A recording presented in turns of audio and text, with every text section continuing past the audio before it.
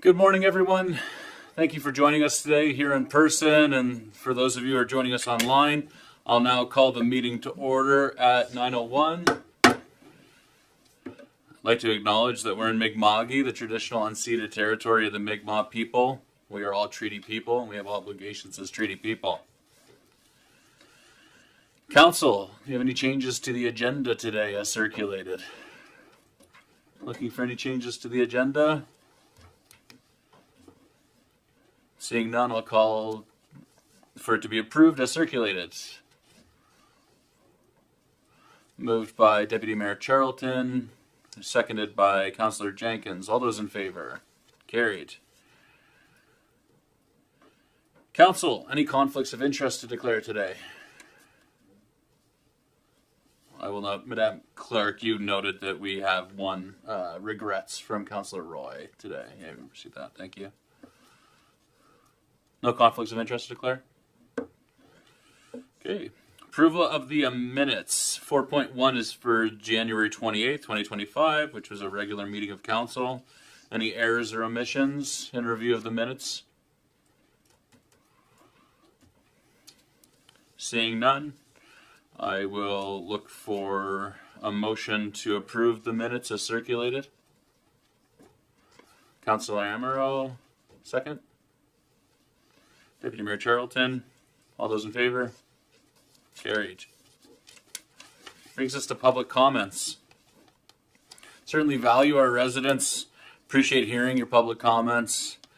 At every councillor meeting, this section of the agenda is public comments is always open to the public to offer their comments to council. I ask that the comments remain respectful and directed at me as the chair of this meeting. Each member of the public is allotted 5 minutes to speak, up to 5 minutes to speak. I ask that if you are interested or would like to address the council at this time, I invite you to come up to the podium here, and then you hit the button, the silver button in the middle of the microphone element, and if you could just state your name and what community you come from, and then you could address the council for up to 5 minutes. So I'd invite any members of the public for public comment to come forward at this time.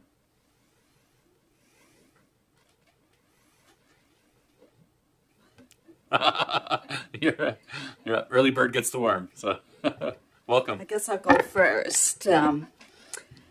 Yeah. I have other people with us today. What's your name, ma'am? My name's Janet Perry, and I live on Bristol Avenue. Welcome, Janet. 49 Bristol Avenue. And I was here in July and spoke in this forum as being opposed to the new apartment building that is in the making. It's been approved. My objection is Bristol Avenue is already at critical capacity for traffic. For myself, it's extremely difficult to get out of our driveway.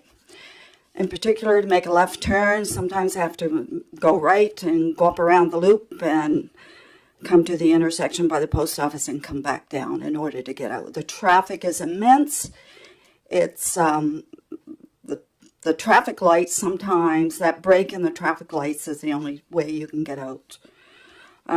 So I would hate to see another big building. This is 4-story, 24 apartments, potential of 100 people or more, it could be. Many, many more cars trying to use this artery. Bristol Avenue is the only street in town that, it's used by everybody. People from the south end to the north end, they all have to come across the bridge to do their daily errands, shopping, whatever. So that's my main objection. It's already at critical capacity. It can't be fixed. There's nothing more you can do to it. There's only one sidewalk on the street. There's no potential to put anything across the road. There'll be lots more people living there, and just adding to the congestion and the problems that Liverpool already has. I think the building is too large for the small piece of land that it's on. I think they're trying to do too much there. It's just a small piece of property, has close proximity to the street. The parking abuts the neighbors. It's just not a lot of space there. And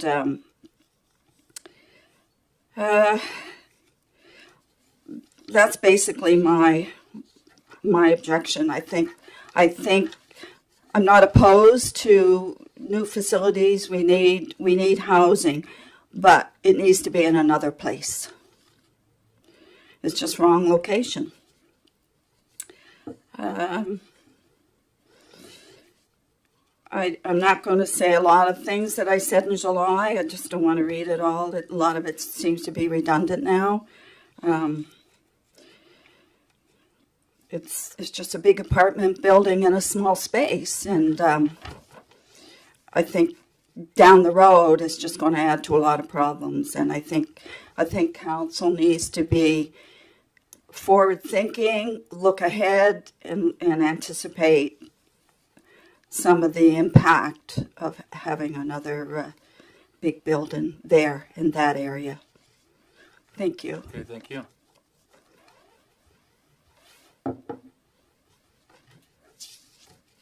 Good morning, ladies and gentlemen, council, mayor. Thank you very much for this opportunity. My name is Tony Flint. I live opposite the proposed construction project, and I have done for over 35 years now. I'm probably the only or longest living resident in the whole of Bristol Avenue, and I love to be there. So anyway, this is a bare bones. Basically, Janet covered a lot of territory, but the last approximately the last count of people living on Bristol Avenue numbers about 32. So with a 24-unit apartment building, it has a potential of 100 people if you average, say, shall we say, 2.5 people or 3 people per apartment. So all of a sudden you have a massive influx of people in an already very busy avenue rather. I think that looking at the drawing, the developer has probably tried to do as much as he can with the available space, but it's really, really cramped. And one example, I've got a whole list of things here I could talk about, but one example is that the parking has been put in a position which encroaches severely on the residential property to the right. There's no setback from the parking, it's right on the property line. This seems to be erroneous. Excuse me, but I'm a bit nervous. I hope you don't mind. We have some lovely trees that are chestnut trees.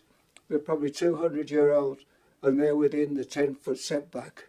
Now, 10-foot setback with a building which is 4-storey is going to be extremely imposing. In fact, I've got to say it ugly. Having looked at the drawing, it lacks any kind of character. It doesn't fit into the type of all the properties that we have in Bristol Avenue. What kind of impression does it give to people coming into the town to see this eyesore? Now, I'm not against any kind of development. In fact, Debbie Spartanelli, a few years ago, she developed that area, and she had planning for three 4-unit single-storey apartments, and all the services were put in for that, and they're still there now. But only one particular building was put up, and it's been successful, and it's nice. What's wrong with that? You're asking the developer is asking too much of that little bit of land. It's going to encroach on neighbours. It's going to intimidate neighbours' property. my my my my friend and neighbour is going to be grossly engrossed by it, as I am also. And I've written up quite a lot of objections here. You don't want to hear me talking about for a minute. I can't do it anyway. I've only got 5 minutes. But basically, Bristol Avenue is a real bottleneck. It's a funnel on both ends of the street, probably 450 yards. That's all you've got to work with. You've got the bridge, you've got all of the service areas, you've got the liquor store, you've got the Sobeys, the shopping centre, the Amera, and now other things like the nursing home that's been built, which is a jolly good building by the look of things so far. And you've got traffic moving up and down this street from 4 o'clock in the morning, 5 o'clock, 6 o'clock, all through the day. You have even, pardon me saying this, but you have municipality construction equipment, trucks, payloaders, front-end loaders, backhoes, even skyjacks for going backwards and forwards. I mean, it's a busy place. You've got oil trucks, you've got fire, police, ambulance, all that whizzing up and down the road, and you've got to put 100 people into an area that is just too small. So I've got copies here for all of the councillors to look at, and yourself, of course, sir. And rather than blather on for hours, I'm totally against it. And if it was a smaller building, like originally, like Debbie Spartanelli was going to build, I wouldn't have any objections at all. I never objected to that. But this is like, it's like a big elephant in the room. You can't get round it, you can't do anything with it. And that's what's going to happen. There's no sidewalks, there's no areas for children to play, and the car park is for, I think I remember it being 32 parking spots. But actually, when you consider it, the parking spots are only 15 foot long. Most cars are around about 18, so some trucks that we have, everybody has these nice big trucks today. There's just no space. Anyway, I can't get worked up any more about it, and I'm sure you've had enough of me saying all these things, but it's a serious problem. And in 20 or 30 years' time, I don't know what you're going to do for the traffic, because there's only one road into Liverpool, and that's it. Bristol Avenue. So Thank you, Mr. Flint. I'm very concerned about it, and I thank you for listening to this. Thank you very much. Thank you, sir. Hi, my name is Carolyn Campbell, and I live on 45 Bristol. I live diagonally to the property that is proposed. Traffic for years on Bristol has been a problem, and it did improve when the 103 got built to bypass Liverpool across the river. It is already difficult at times to make a left turn from my driveway. There can be quite a wait to walk across the street to visit my neighbor. Anyone west of the Mersey River uses Bristol Avenue to access the hub near Highway 8. This hub includes Hank Snow Museum, the museum area, Sobeys Superstore, the LC, Best Western, Subway, Tim's, South Shore Chevrolet, McDonald's, McPherson's, Irving, Shell, the Dollarama, the Mirror Center, the Best Western, the all-inclusive playground, the skateboard park. Soon there's going to be a home for special care, a pool, and more. Probably left something out. A 24-unit development will increase the amount of traffic. And there's talk of a possible paper mill coming to Brooklyn. At times, one side of the Bristol is closed due to highway repairs. That just happened a couple weeks ago. And I felt sorry for the people in their cars that had to wait and wait and wait. These repairs are usually telecommunication upgrades, power company repairs, or road repairs. These wait times will increase. If this 24-unit building is approved, it will become even more for emergency vehicles to pass through. It'll be more difficult. Bristol Avenue, to pass through Bristol Avenue and go where they need to go. What will happen if there is a fire at this 24-unit building? On the site plan, it looks like the same driveway is used for the entrance and for the exit. What could happen if emergency vehicles need to gain access to this site? Could it become another Hammond's Plains situation? It is my understanding that new developments in the Halifax area need to have separate entrances now and exits. Can emergency vehicles access the site if other vehicles are scrambling to get out? Is the driveway going to be wide enough to accommodate two-way traffic? Has a traffic impact study been done to determine the impact of this new development? An impact study can forecast the additional traffic associated with a proposed development and identify potential problems. Can Bristol Avenue accommodate the expected increase in traffic? If you decide to agree to this proposed development, safety should be a top priority. A traffic study will help ensure safe and reasonable traffic conditions.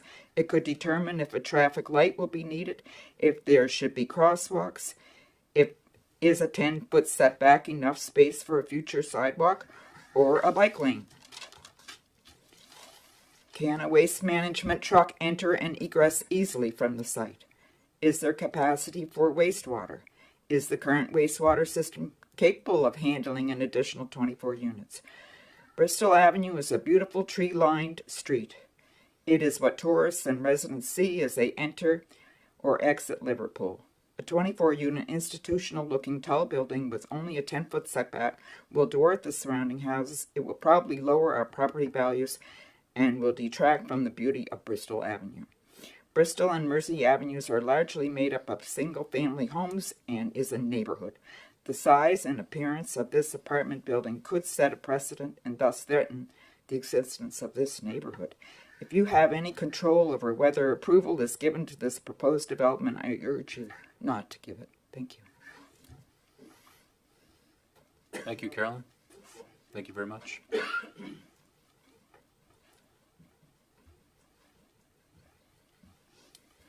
Good morning. Welcome. Thank you for the opportunity to express my opinion on the proposed 24-unit apartment building on Bristol Avenue. My name is Roger Wilcox. As residents at 70 Bristol Avenue, Liverpool, 2 lots from the proposed 24-unit apartment building at 48 Bristol Avenue, Valerie, my wife, and myself want to voice our opposition to this construction proceeding. I want to reiterate our concerns as well as been mentioned here today by other appellants because of the huge foreseen negative impact that this building would have on an already extremely busy entrance to our town. We had envisioned, as was originally planned and zoned for, some apartment units to be constructed on this property, a total of 3 4-unit apartments, of which 1 has already been built, but never to the scale and magnitude of the proposed unit on such a small lot. Additional critical concerns I have would be of pedestrian safety with a huge concentration of people with no sidewalk on the east side, requiring a hazardous crosswalk to the west side if approval would be given by the traffic authorities. The inadequate parking availability for a 24-unit building as proposed, and the requirement for a large-scale garbage, recycling, storage, and removal space that would have to be incorporated to an already crowded lot. Simply put, this proposed unit is just too large for the small lot that the proposed building on. Thank you for the opportunity to Thank you, speak. Mr. Wilcox.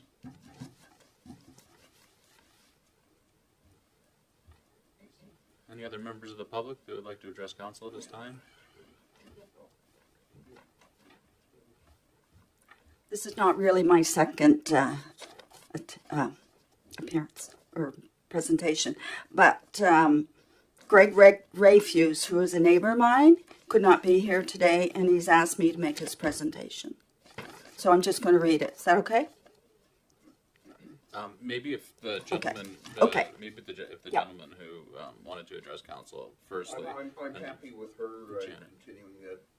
I know the gentleman, we had a meeting together, so make his comments and I'll Thank you, Bob. I'm just going to very quickly read this, and I'd like to leave this with council.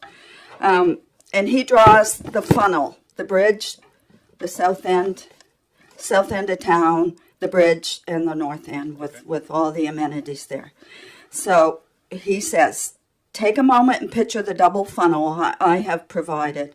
At the north end are the traffic lights near the Irving. At the south end, merely 250 yards along Bristol Avenue, is the bridge near Mersey Seafoods. Each of you use this route every time that you're in Liverpool. This is the only access to and from Liverpool town centre, and there is no reasonable alternative that can be used. Think about another town with only one street in and out of town. I could not think of any one. Liverpool has a huge problem. Bristol Avenue is the problem, and it cannot be fixed or improved. Don't make the problem worse by further congesting our only access and exit to our community. Not only is it by far the town's busiest street, this street cannot be widened. It only has one sidewalk. There are no possible alternatives for vehicles and pedestrians to use, and the reality is that there is little that can be done to improve the situation now or in the future. Please realize that all traffic uses Bristol Avenue, emergency vehicles, school buses, garbage trucks, all daily traffic.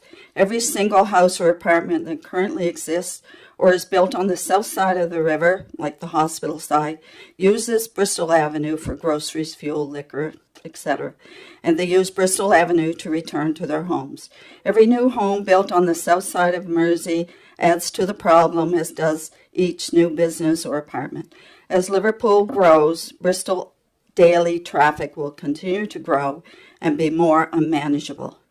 As a result, it is imperative that this vital short corridor known as Bristol Avenue be maintained, and every effort made to reduce it, or at least not add to the problem.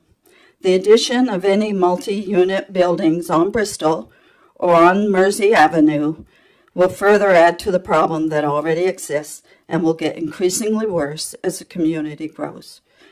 The future residents of this community will appreciate your forward thinking. Remember that you cannot unring the bell. Do not allow multi-unit construction on Bristol Avenue. Submitted February 11th by Greg Rayfuse and Kathy Smith. And I'd like to leave that with council. Thank you, Janet. And thanks to Greg for preparing it. These are copies that you can give to I'll distribute it to all of them. Thank you. Go ahead, sir. Good day, ladies and gentlemen. My name is Bob Chenard. I live at 55 Bristol Avenue. I will have the opportunity to have within 30 feet of my home 100 feet of building frontage by 50 feet high, which will not improve the living conditions in any of the people that have presented thus far and are in view of this unit. I was at the previous June meeting, and it was only on leaving that the people, neighbors, got together. We realized that we were all adamantly objecting to this facility as planned. currently that plot is was originally serviced for 12 apartments, not 24, of which is already a 4 apartment building, so you only have 8 left. So 24 is way too aggressive a development. Plus, there's also servicing there for sewage and water and electricity for the 12 apartments, not for 24. But the building itself is way oversized for that plot. There's also, if you're going to have families, you're going to have school bus access and loading, and people will have to cross the street. If you have access for firefighting, I need to know that this facility will be a sprinklered building, and not just depending on the fire engines that we have. It should be a sprinklered facility. Waste management is to be shown on the plots, and they show basically a baby barn to store the 3 types of garbage that we collect, and that has to be picked up on the property itself. So you have to have access for approximately a 40-foot long garbage truck to come in and pick up the dumpsters and or bins, and they don't show something that is appropriate for that on the plot. Noise is a problem. I mentioned the size of that building. That is going to actually reflect the road noise that would otherwise go from the vehicles passing on the street and between that building and my home, and the sound that is going away from me is actually going to reflect back off of that wall, and somewhere between 1.6, 1.8 times the decibel sound that I currently enjoy for the traffic, which is constant. I'm used to that, but not an increase in sound, because the vehicle noise is going to reflect back off of that building wall and then come back in my direction. Whereas now has a free path to go off into distance in that other direction, or is absorbed by the foliage and the trees and bushes in that side. So it's going to be a significant noise increase. I have some other comments that I can write up and submit, but the unit is not, as I gathered, a low-cost housing units.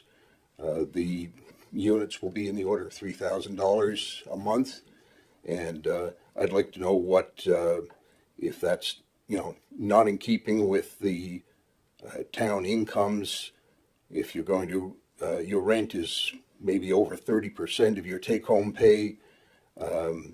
What kind of employment are you going to need in order to afford to live there?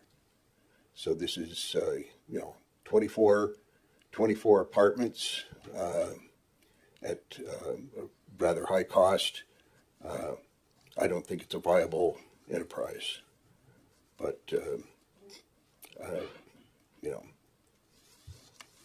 So just to summarize, all of the people that have already spoken before me, I concur with their comments. I can add detail to it, but it's just the wrong type of project for that plot of land, and there's certainly alternate uses for it, or a significant reduction in the scope or size of whatever goes on the available land for income purposes. I understand, the person is looking to make money from the purchase of that property, but this is far too aggressive and totally inappropriate for the neighbors that will have to have that in their face. So that's my comments, and thank you very much for Thank you, sir. hearing my thoughts. Thank you. Would anybody else from the public like to address the council at this time?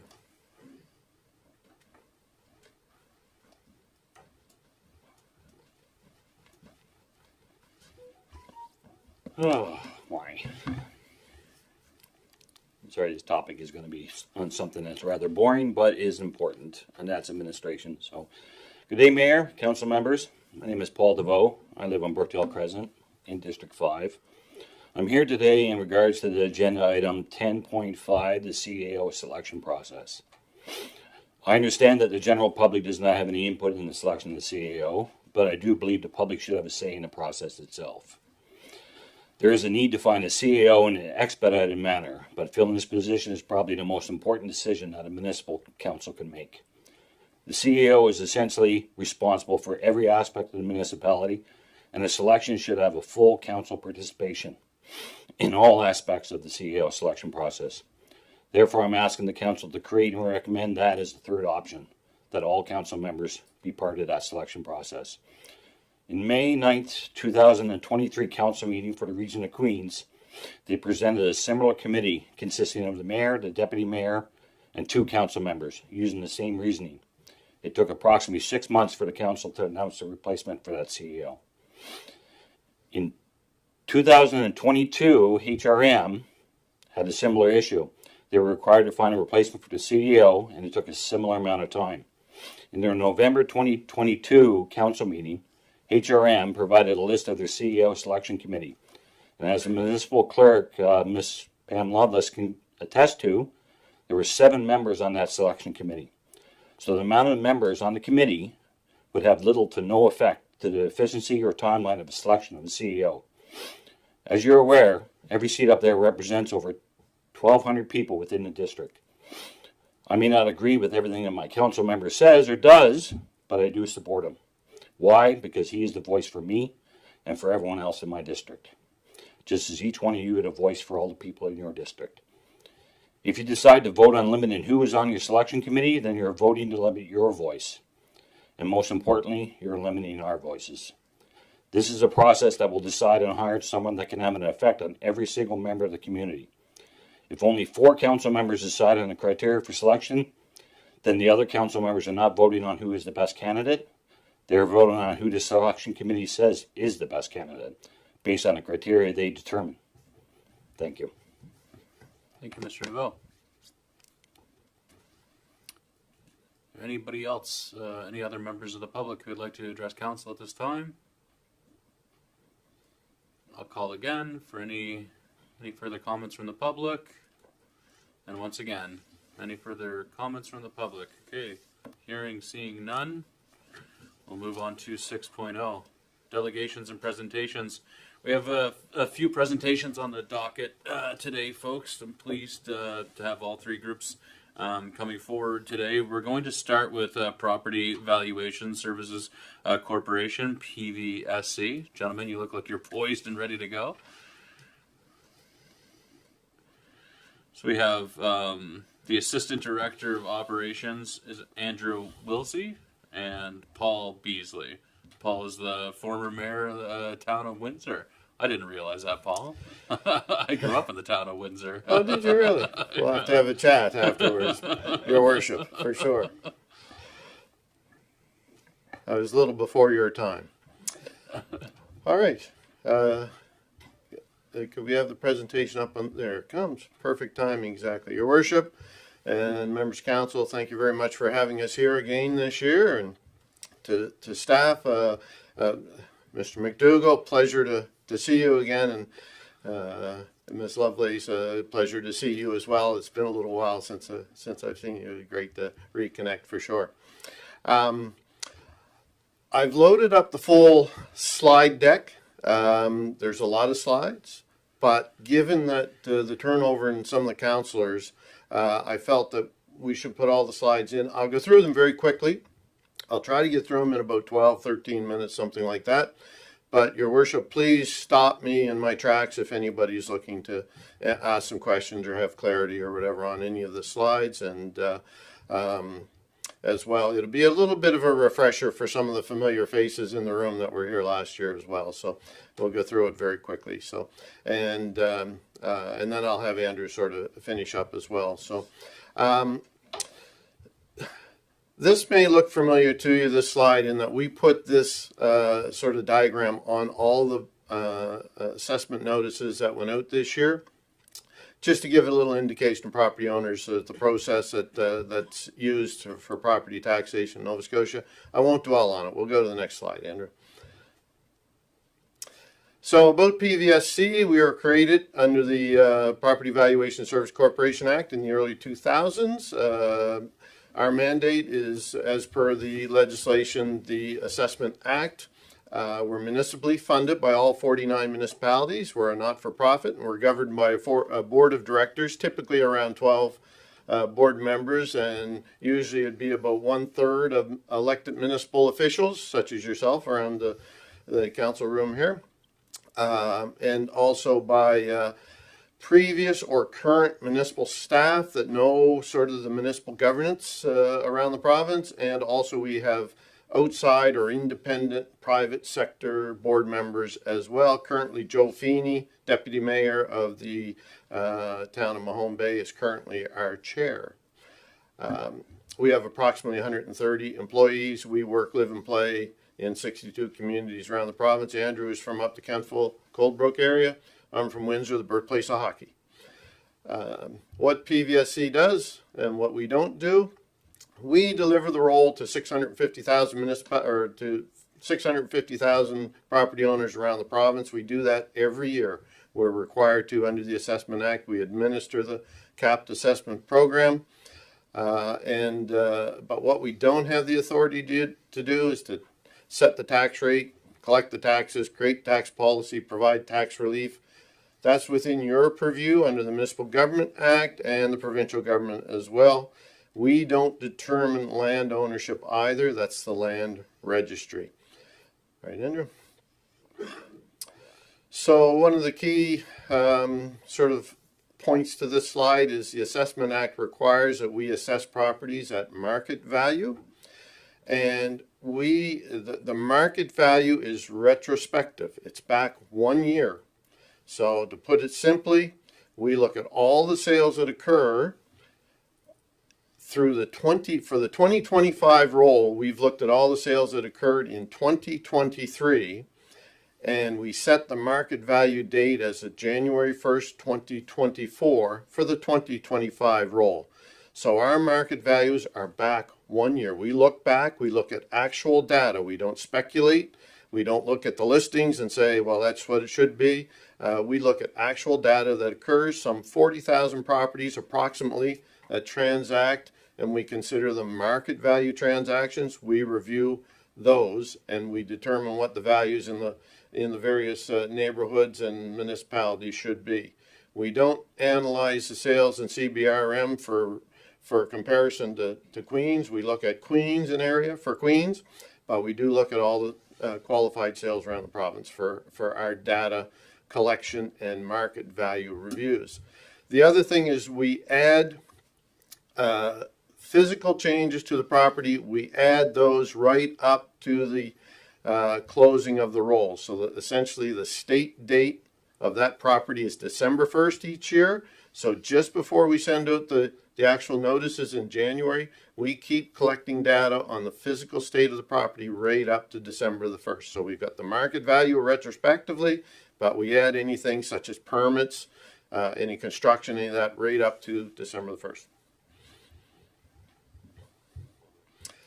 We use mass appraisal, which is the process of valuing a group of properties as at a given date using common data, standardized methods, and statistical testing. I think that's all I'm going to say about that slide. It gets pretty in-depth. I don't want to get into the weeds, but we look at mass appraisal, and we look at neighborhoods, and municipalities, and what's the market values doing in those areas and in those neighborhoods. We use 3 approaches to determining value. I'll touch on each briefly. The sales comparison approach is by far the most common approach that we use. As I said, we look at some 40,000 sales a year to determine what the market is doing, the market, and that is reflected in the roll. Pretty much all of our residential properties, we use sales comparison. The sales in that neighborhood that occurred, we look at them, so that tells us which way the market is moving and what the influences are. We use the income approach as well, such as the apartment that you're speaking about here earlier today. If that were to be constructed, those types of apartments, we'd use an income approach because they transact on the market based on the cash flows that they generate, the income they generate. So we look at the income producing, or we actually collect data on them, income and expenses, and we create models whereby we have an income approach for those types of properties: hotels, motels, apartment buildings, retail strip malls that rent their spaces out, office buildings, that type of thing. And we use a cost approach. Typically, cost approach would be for unique properties, industrial properties, those types of things that are that don't transact very often. So we look at a cost approach, and the age of the property, you depreciate them, you add the value of land, that type of thing. All right, Andrew. So where do we get our data? We get our data from a number of sources. I guess probably the far and away the greatest resource we have are the property owners themselves. We talk to property owners. We have, we talk to them, whether it's through sales reviews, whether it's through appeals, whether we have inquiries coming in. We also, the land registry provides us the information on land. They provide us that information. We include that in on our system. We do sales reviews, as I had mentioned. We speak to real estate professionals and their webs. We look at their websites. There's the building permits that the municipality provides to us as additional information. Income and expense I'd mentioned. We use costing data as well. Aerial photography or aerial pictometry, that's digital imaging. We fly over probably the Liverpool area every couple of years. Other parts of Queens that has some development probably every few years, maybe, certainly less often, that's for sure. It allows us to add data right up to that December the 1st without maybe making a road trip out to some, out a little bit farther. So as we get closer to the date, we can look and say, yeah, that garage is complete. We can see it on our digital pictometry, that we can measure it and we can see it quite clearly, that type of thing.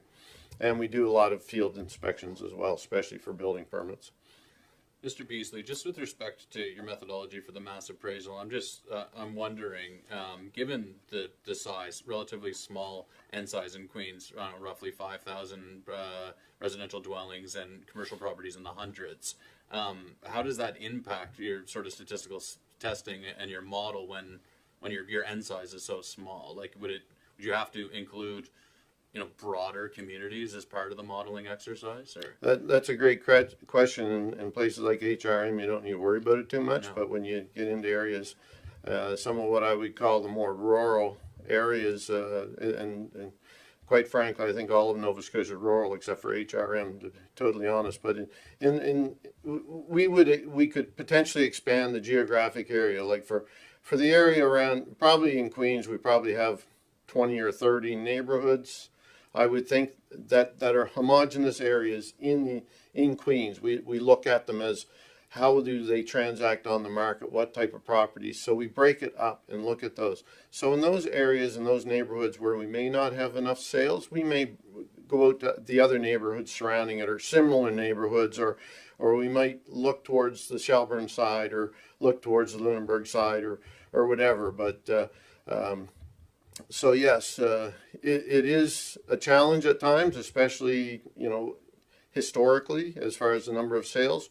So if we don't have enough data, don't have enough sales, we typically don't really move the bubble. We need to have that data to show. But through the pandemic, one of the things that happened was market transactions increased considerably, and it provided a lot of sales data, including in Queens.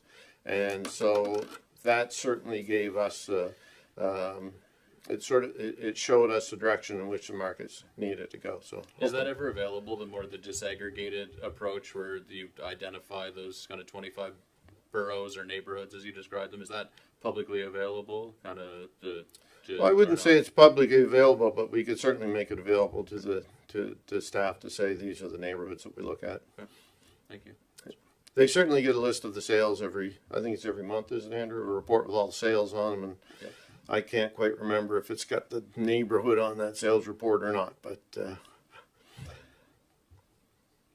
so we can move on. I think common questions asked about sales. I won't dwell on this too much because I think the answers are given right there. But are all the sales considered in our analysis?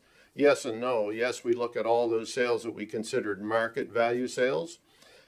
We do not include sales that we consider non-market or non-arm's length sales. As you can appreciate, things such as tax sales, things such as bankruptcy or foreclosure sales, things such as family sales, not necessarily at market value. They could be advertised, they could be out there, they could be selling at market, but typically not. So we don't include those in our analysis, but we include all of what we consider market value sales in our analysis for sure. We'll go to the next one, Andrew, and if there's further questions on this, and we'll go to the next one too. So. Roll quality standards, once again, gets into our statistical analysis. Roll quality measure, we have international standards that we adhere to through the IAAO, the International Association of Assessment Officers, which is an internationally recognized body.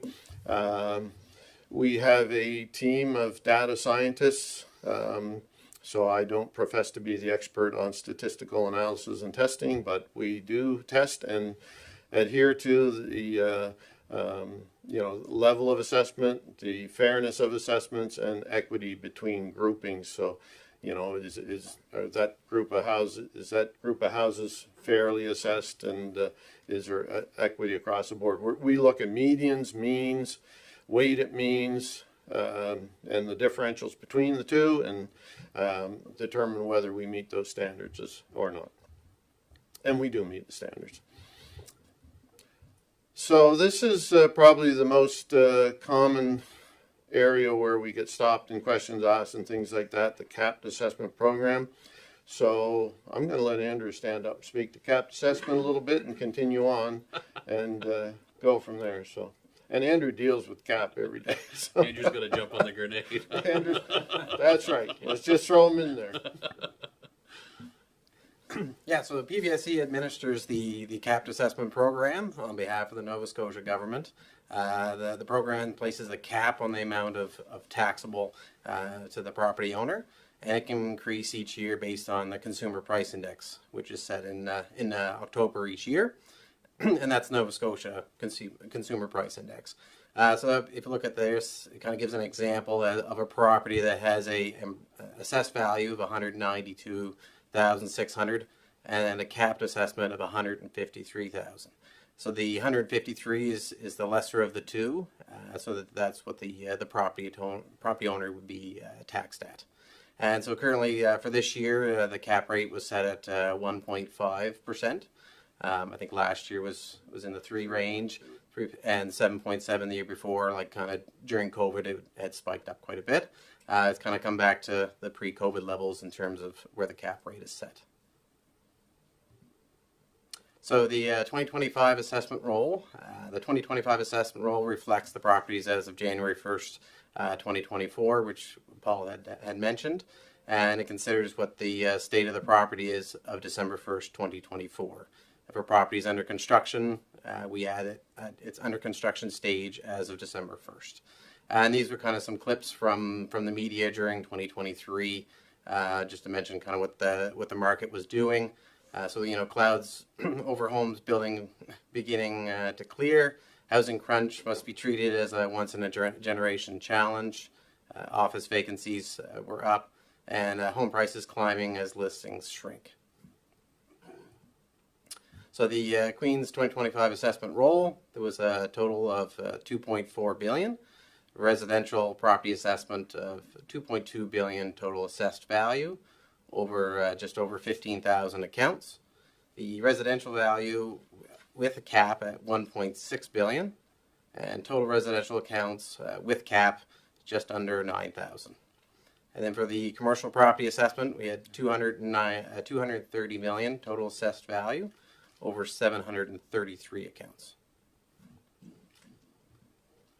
So just to reflect on all the transactions and work that was done in Queens for 2020, in the 2024 year, there was 250 permits, 563 property transactions, which is kind of your sales transactions that occurred, and 420 appeals were filed in the 2024 year.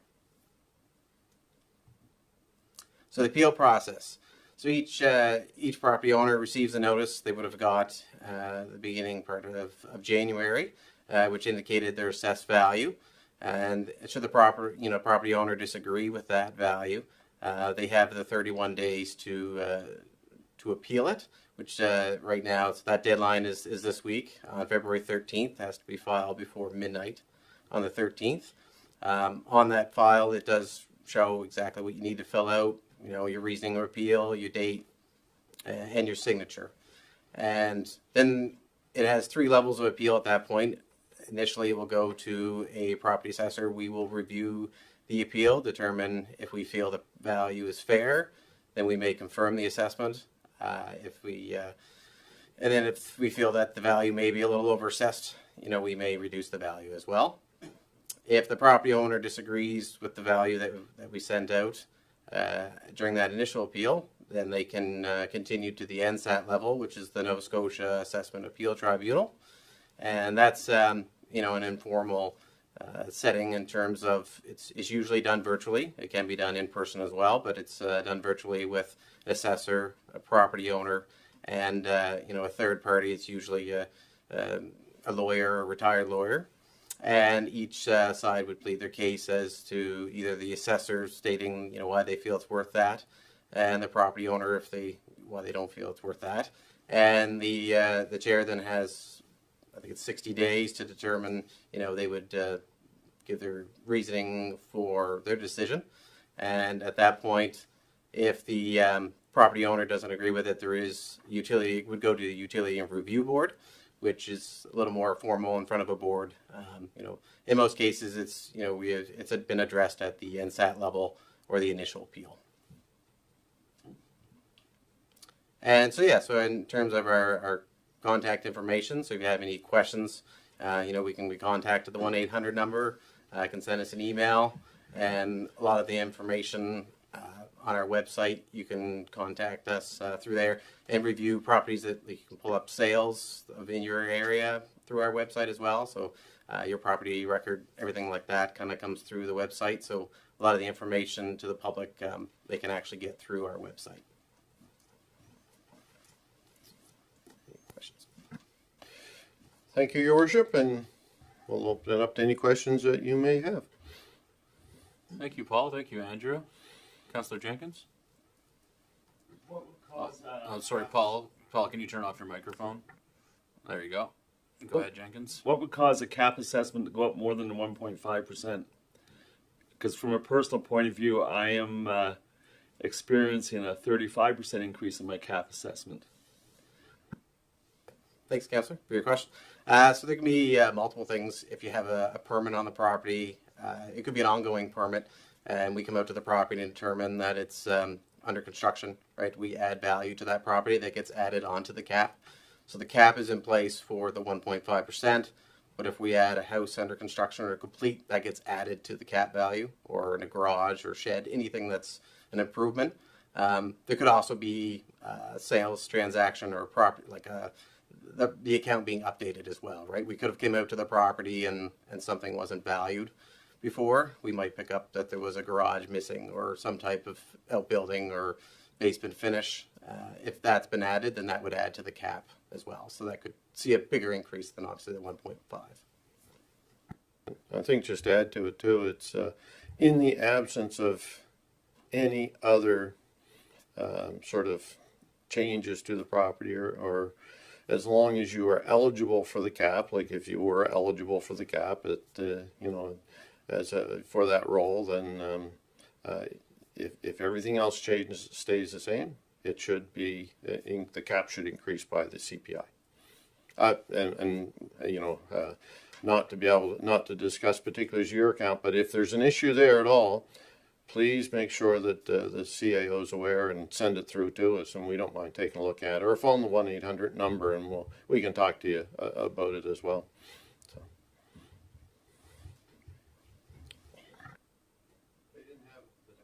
So. Well, interestingly enough, I called the 1-800 number and called it on more than 2 occasions, and both times I got different answers.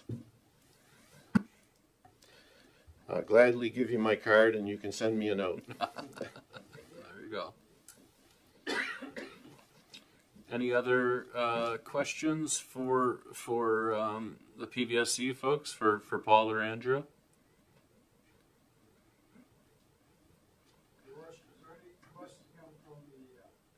Yeah, I'll permit it at this time. We're going to try to wrap up the presentation by 10 o'clock, but certainly if you want to state your name and address the council today. No, it's okay. It's up to you. I'm Larry Cochran. Here I saw they were on the agenda today, and I wanted to sort of express my experience the last 2 years with PBSC. Two my hosts in Liverpool, highest appeal that you could take it to. Direct comparatives that they used for Lunenburg, White Point. My house is located on Liverpool. Not to where there was assessment. The way they try to justify it to me was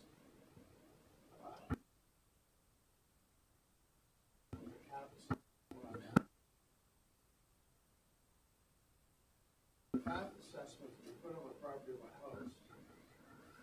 There's nothing that comes close to that price in the local area. I said, why didn't you use Liverpool Bay? There are lots of sales in Liverpool Bay.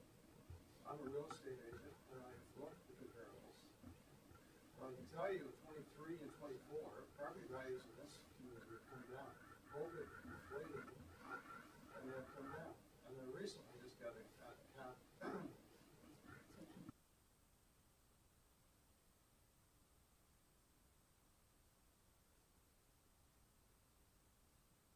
So I'm very curious to know how, in times I know the property values are coming down here, why are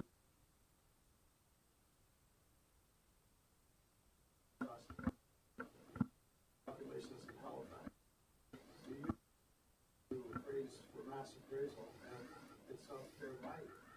They should be looking at local properties that are selling here, not Lunenburg, not Mahon Bay, and instead this mass approval process. So I'm just curious, how do you explain that? Question, Larry. We're experiencing some difficulties with to give it a go there, Paul.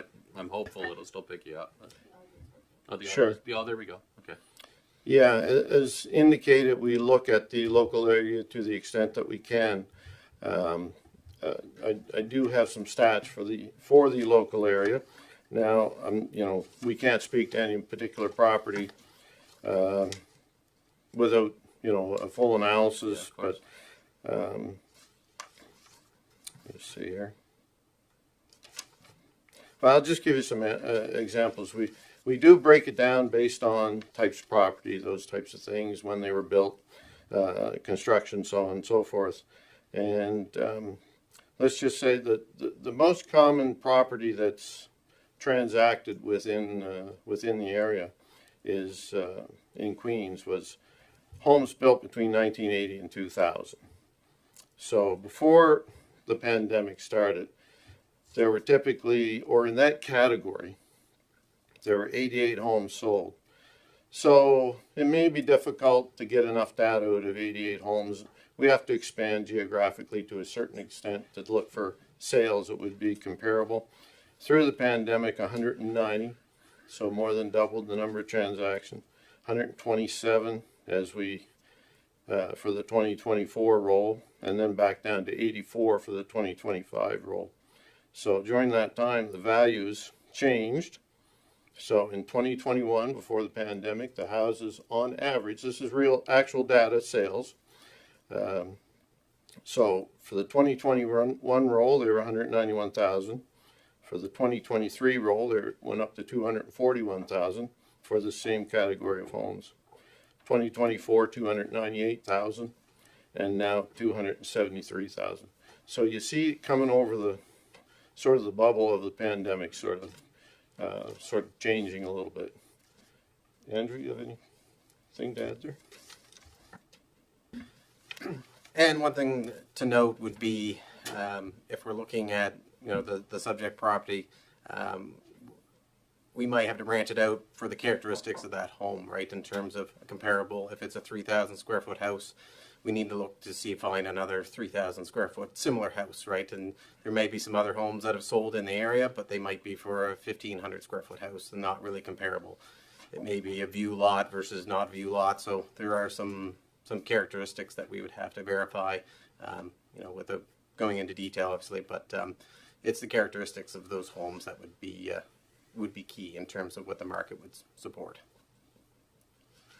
Okay, thank you. I thank you very much, gentlemen, for your presentation today. I'll conclude it at this point. Thanks very much. I do recognize you now, Paul. I went to school with your daughter. I thought you were going to say you went to school with me. No, sir, I don't believe so. Thank you, Your Worship. Thank you, Council and staff as well. It's been great being here. Thanks very much. I'll now call upon Ashley Nunn-Smith, the Chief Librarian of South Shore Public Libraries. Good morning.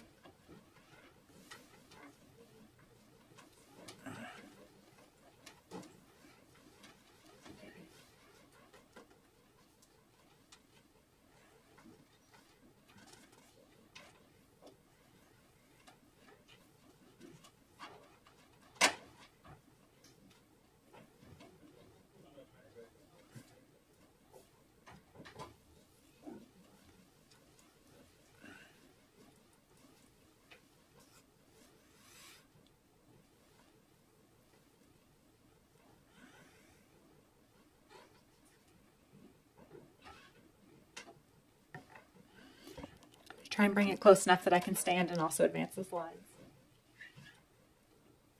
You got lots of room on that cord, it looks like. Yeah. There we go. All right. Good morning. Thank you for having me. I have the joy of following the tax presentation with something a little more fun. So I'm not sure if we can get the slides up on the, there we go. So whether it's traveling soup on our bookmobile or coming in and learning computer programming, there's something for everyone at our libraries. This presentation isn't specifically about our new library across the road, but I'm sure you may have questions at the end, so I'm going to try to go through kind of quickly. I'm doing the rounds of all the new councils as there's new faces around the table. So South Shore Public Library serves 6 municipalities, including Queens. And I just have a few data and information about the libraries in the last year. So you can see us here in 4th place for weekly open hours. We have an average of 33.9 hours across our 4 branches and bookmobile. Some higher, some lower. The Liverpool location has more hours and the Greenfield less, for example, based on the demand in the community. There we go, a little slow, but hopefully it'll keep up with me. I do tend to talk fast. We're also in 4th place for the in-person visits per open hour. So we had over 18 folks visit on average every open hour. This is the last fiscal year. And this is a branch comparison. Our Liverpool location, you can see there in 3rd place for in-person visits and also 3rd place for circulation.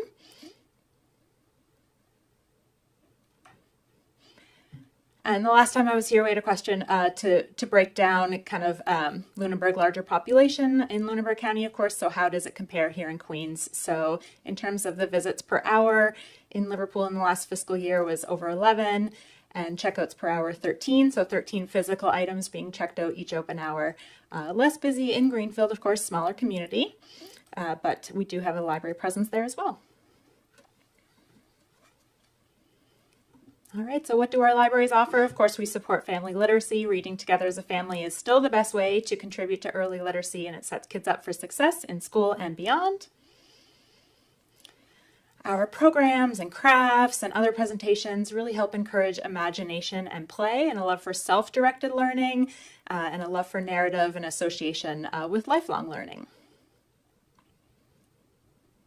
Our program attendance has recovered to pre-pandemic levels, so we offered just over 2,000 programs last year, and 13,500 people attended those programs. And as well, the study and workspace that our locations offer have proven particularly valuable during and after the pandemic with the rise of remote work. So a lot of people are studying and working from home, and they rely on the library as a neutral third place, somewhere away from the distractions of home. It's safe, it's weather controlled, there's no cost of entry, you don't have to buy a coffee every 20 minutes to be allowed to stay. We have Wi-Fi connection and computer terminals, and this is a photo of our new library. That is a soundproof privacy pod, so you could do a job interview, you could take a virtual healthcare appointment with a medical professional, for example. Our new catalog is called Same Page. Well, new. It's 3 years old as of last month. It's a consortial catalog of 8 regional library systems, Halifax being the only exception. There's over 1 million items to borrow. And since before Same Page, there was a 5-year rolling average before the pandemic of about 37,000 items going between those 8 regions, and that's increased by nearly 13 times the material. So in 2023, that number reached more than 500,000 items. So that's with the same physical layout of our facilities, the same staff, the same shipping budget. And so we're kind of victims of our own success there, because with all one catalog, people can place holds on items from, I always say, when people sign up, from Yarmouth to Sydney, and it'll be there in a few days. And so it's been wildly successful, which has provided its own challenges. Our physical and digital borrowing not only has recovered from pre-pandemic levels, but continues to grow. So when I was in library school 20-ish years ago now, we used to say that libraries evolve with their communities, but I think it's more true to say that we build, because we haven't left behind those core services. People are still coming in for actual physical books, but we just keep adding more and more services on top of that. And so you can see our fiscal year runs to March 31st, so the 2019-2020 year would have been just as we were kind of coming into the pandemic. We circulated 251,000 physical items. That's books, magazines, DVDs, books on tape, audiobooks. And then this past year, it was almost 100,000 more, so 348,000.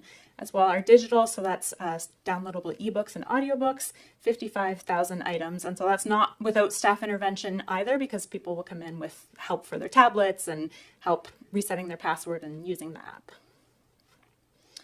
Our bookmobile, our new vehicle, launched in 2021. We have 8 weekly stops and 10 tri-weekly stops every 3 weeks. So here in Queens, we have Caledonia, Pleasant River, Mill Village, and Port Mattoon. And on our bookmobile, we are now, Cape Breton just recently retired their bookmobile, so we're the last one in the province. And the in-person visits and the circulation remain really high, as does the public sentiment. Further on, I show a marketing audit that we did, and people really love their bookmobile. Of course, anyone who owns a vehicle knows the costs are expensive, mechanical, gas, and so on, but it is less than operating anything close to a similar number of locations to reach that geographic spread. Some of the other things we do, we've distributed over 2 million rapid tests here on the South Shore since 2021. We help people book virtual health appointments. We have an award-winning program called Caring Calls, where one of our staff has a rota of staff that she calls every week simply to check up on them. And that's been incredibly meaningful to people to help fight isolation and loneliness. Just want to touch briefly on our expenditure. The library funding formula for our operational funds is provincially determined. So in the past fiscal year, we were near the low end of this per capita expenditure with $30.64. On the other hand, we were in first place for collection spending per capita at $6.95. So we're putting more of our money back into the collection to keep that relevant. And we do that by keeping administrative and other costs as low as possible. And I think that it pays off because we are here in third place for annual borrowing as well, with over 6 items per resident per year. A few recent highlights. Our programs help get people outdoors, learning new skills. The top photo there was of at the old Liverpool Library. We had Next Ride come, and you could test drive an e-bike or an electric vehicle. You can borrow snowshoes at the Bridgewater Library, and we have an active living grant to build raised garden beds across the road as well once the winter is over. Our Pride programming was our biggest year yet. We had the bookmobile and the Pride Parade on that top photo in Bridgewater. We had Reading with Royalty at all 3 branches, including the first one here in Queens County. Our Truth and Reconciliation event was at the Margaret Henniger Library on September 28th, and we unveiled our new Pajealousy welcome signs, which are in all our locations, highlighting the traditional place names of our 2 counties. And I won't read out that quote, but we showed the film Mekit's Doll, and children made their own rag dolls, and it was shared to our social media by a parent of a 4-year-old who slept with her doll that night. We had a food literacy grant from the provincial government, and we offered hands-on cooking demonstrations, and there was, as all our programs, no fees to attend, so that removes any barriers. And we also partnered with community groups as well, like food pantries, through that grant. And the top photo there is part of the grant went to the equipment, like slow cookers and blenders and other bread makers in our new Liverpool kitchen, so that we can offer cooking demonstrations. Really excited for that kitchen. Here's the marketing audit I mentioned. It was also through a grant, a Library Development Fund grant, which is specific to public libraries here in the province. We had Shortstop Marketing do they did a survey and interviews, and there was overwhelming positive sentiment, particularly in the areas of our helpful staff, our bookmobile, and the sense of community that people feel in terms of what people would like to see. Of course, it was more hours, more programs, more quiet spaces, just more, which we would love to do, funding permitting. So here's a few photos of, again, our new library across the road here, hoping to open any day now, pending occupancy permit. And so it's a beautiful, lovely, bright and colorful space on the inside with 5 different programming spaces, the study pod that I mentioned, and the kitchen, our first teen space as well in any of our locations. So really looking forward to getting in there and offering full library service. My last section, what's next? The funding formula is governed by the Nova Scotia Libraries Act. It's currently before the provincial government. There was no funding formula in place for 17 years with sporadic increases. And then over the past 5 years, in 2021, they did implement a new formula, which has stayed consistent throughout the past 5 years. So of course, there's been record high inflation during that and cost of living increases during that period. So we've been trying to maintain the same service levels with what is essentially less money as inflation goes up. I think adult book prices alone went up 21% over those 5 years. And so the recommendations are currently before the provincial government. I don't have a timeline on when we will hear back. This is a slide, a screenshot from the report that's in that link there. It's called the Overdue, the Case for Canada's Public Libraries. And it shows that it's urban, but I think we're seeing similar trends in all libraries. The difference between the rise in demand and the rise in funding over the same period. And my last 2 slides are our staffing. So we have 17, the full-time equivalent of 17 staff. We have 34, a mix of full-time and part-time, which puts us at the smallest FTE out of all of the library regions in the province. And if you keep that slide in mind, you'll notice that Eastern Counties is 17.35, Colchester East Hants is just over 30, and then in the same order here are some of the metrics. So that's the number of visits, number of circulation, number of program attendance. So we are doing essentially roughly the equivalent of Colchester East Hants with a staffing of Eastern Counties. And so I think our staff are really pulling out all the stops and doing everything that they can with little resources. And this is another way of looking at the same information. We have the highest population served per staff member and the most items checked out per staff. So that's an average of 20,000 items that each staff person is checking out every year. That's a high risk for repetitive strain injury and all kinds of other issues. This was through the library funding formula. It's a comparison of hourly wages in libraries across Canada, and then in orange is in Nova Scotia, and they're both the 75th percentile. And then just some local examples here: Service Nova Scotia, provincial managers, and so on. In conclusion, we continue to serve our communities. We celebrate reading, discovery, learning, and sharing. Our level of public trust is very high. Our circulation, in-person visits, and program attendance do continue to rise year over year. The report that I linked to earlier, as well as it's been repeated in many research studies, is that every dollar invested in public libraries translates to $6 in social capital. And the public here expects our services to continue to grow as the communities grow. And more staff would mean that we could do more technology help, more programs, and more health and social supports too, which has really seen an increase. And our staff wages across the province in libraries lag the market. Our turnover is high, and staff report they can no longer afford to work at the library, and the funding formula is currently before the provincial government. Take any questions that you have. Thank you very much, Ashley.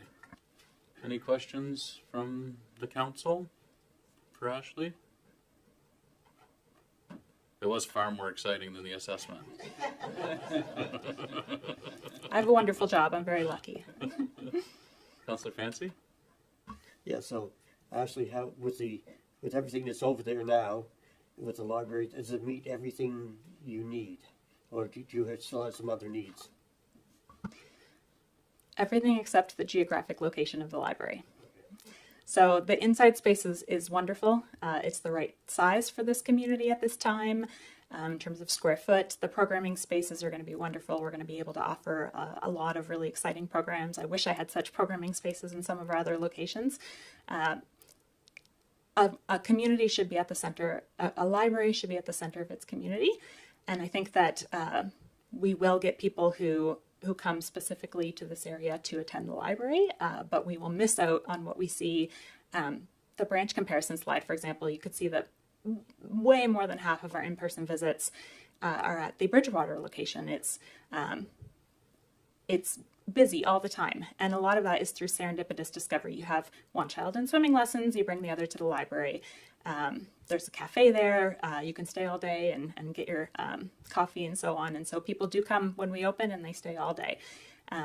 There's a bus stop that goes there now, and so and a sidewalk, and so it's outside of the center of town because that's sometimes where you have the space to build things, but it's still very much connected to the life of the community in terms of, again, hockey lessons and everything that's going on there at the LCLC. And so here I would say even the outdoor space, that the green area outside of the library doors is going to be beautiful. We're going to have picnic tables and so on, but no offense to the admin offices here, but the only reason you would come out here is to specifically go to the library.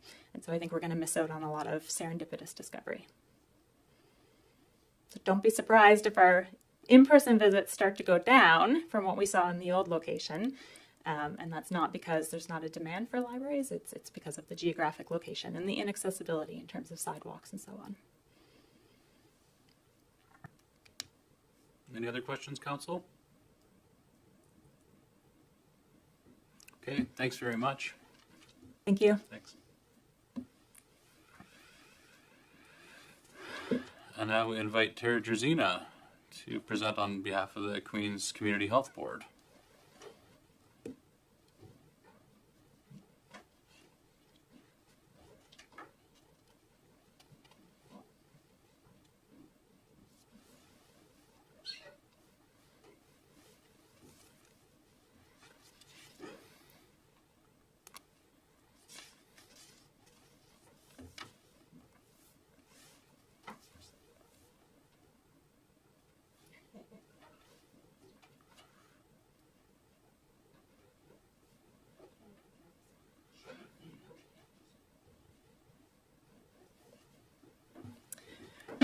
Super, thank you.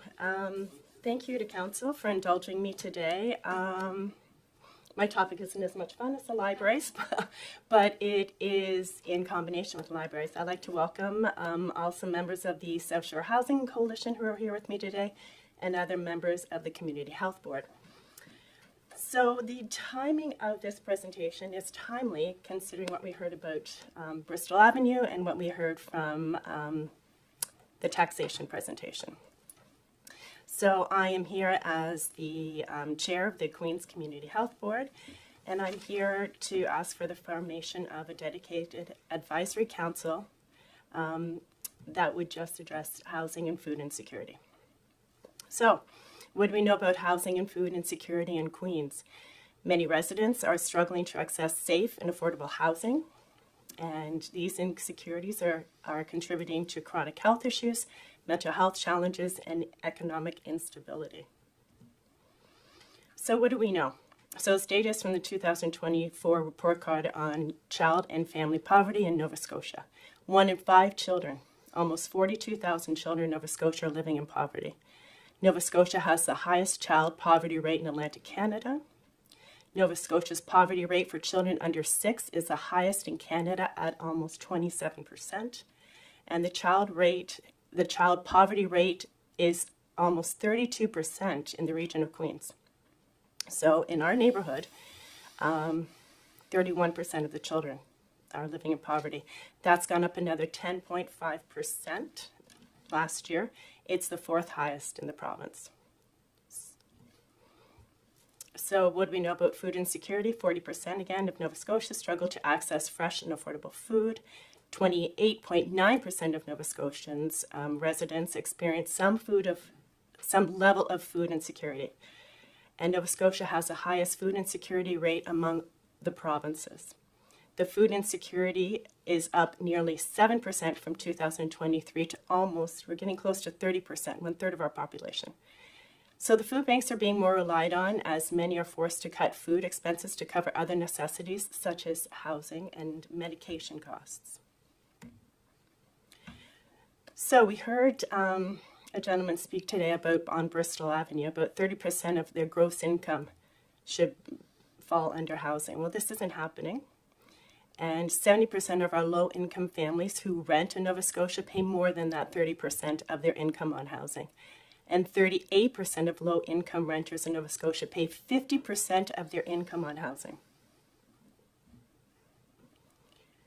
So how does that translate to ownership? Well, 70% of low-income homeowners in Nova Scotia pay more than 30% of their income on housing, and 10% of low-income homeowners in Nova Scotia pay over 50% of their income on housing. So what do we know about seniors living in poverty? 6% of seniors in Nova Scotia live in poverty. It's higher than the national average. 13% of seniors living alone are living in poverty. So how does that translate for our neighborhood? 31% of the population in the region of Queens is aged 65 plus. So what will happen if we don't collaborate now? Families will be forced to make impossible choices. Children are going to bear the brunt. Seniors are going to be left behind. And an unsustainable financial burden will be put on the public system. And the crisis is just going to escalate. So the call to action, before I go into this slide, I just want to note that I learned a lot today from the other presentations, which I didn't know. I didn't know that the library was hosting gardens, which is wonderful. I didn't know that there was a food literacy grant. So the whole idea of my presentation today is to create unity, to create one voice.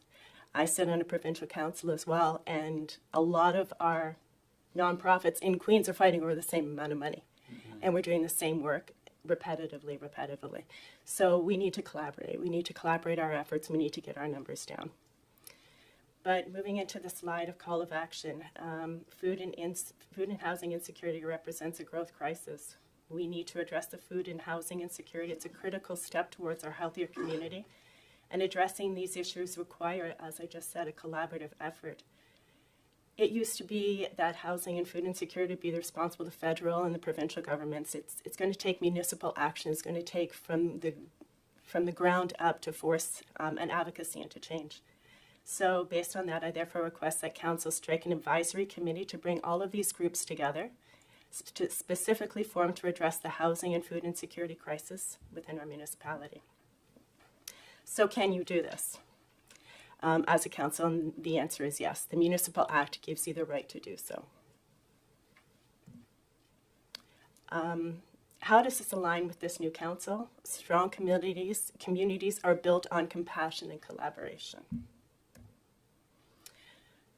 So just based on some experience and collaboration with others, this is a suggested committee mandate. It's to develop actionable strategies, foster collaboration, advocate for unified voice, increase community engagement. We have to get people who are affected by these statistics involved in the decision making. And we need to raise more awareness. Our community doesn't have enough voice, and again, I feel I'm an active participant in this circle, and I learned so much today. Suggested committee composition, of course, I'm going to reach high, and I'm going to ask that the mayor and the deputy mayor serve as co-chairs, and the chief administrative officer serve as a staff representative. Again, I'm shooting high on that one, and at least 5 representative groups from diverse areas be involved as well. It would be wonderful to get all of our groups involved in some sort of action in the committee level. So the committee will report to council after every meeting and provide updates on progress, challenges, and recommendations for action. Council will advocate appropriate funding, administrative support, and this will ensure successful operation of the committee and its initiatives. I won't go into the suggested motion. I can leave that with your deputy mayor who sits on our board. But this motion will in fact strike a committee. So I understand it's a new council, and I understand your priorities are high. You've got many high priorities, and they're vast. I understand that there's a learning curve to involve, but I do encourage you to prioritize this request. People are suffering, and the clock is ticking, and the sooner the action begins, the better off a lot of your residents will be. So open for any questions. Thank you very much, Ms. Druzina. Anybody from, yes, go ahead, Councillor Wenzel. Tara, if you could just turn off your microphone. Thank you. I just want to thank you for all the work. And I do understand how poverty has stricken this community and how it's growing. And my little bit of experience would be from my wife, who works in the schools with special needs children, and the amount of feeding they do. It's the only place a lot of children get a meal. And looking at your presentation, I would think that when you want to be inclusive with groups, you should be talking to those staff people at the high schools. And again, thank you for this. Thank you. Great suggestion. Any other questions or comments from council?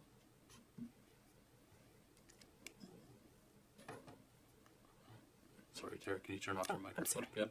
It's this little song and dance we do. I just want to thank you for your presentation. And it was when I started to want to be a counselor, one of the things I looked at was a 2021 report that was done, and I was appalled at the position that Queens County was in with its poverty rate.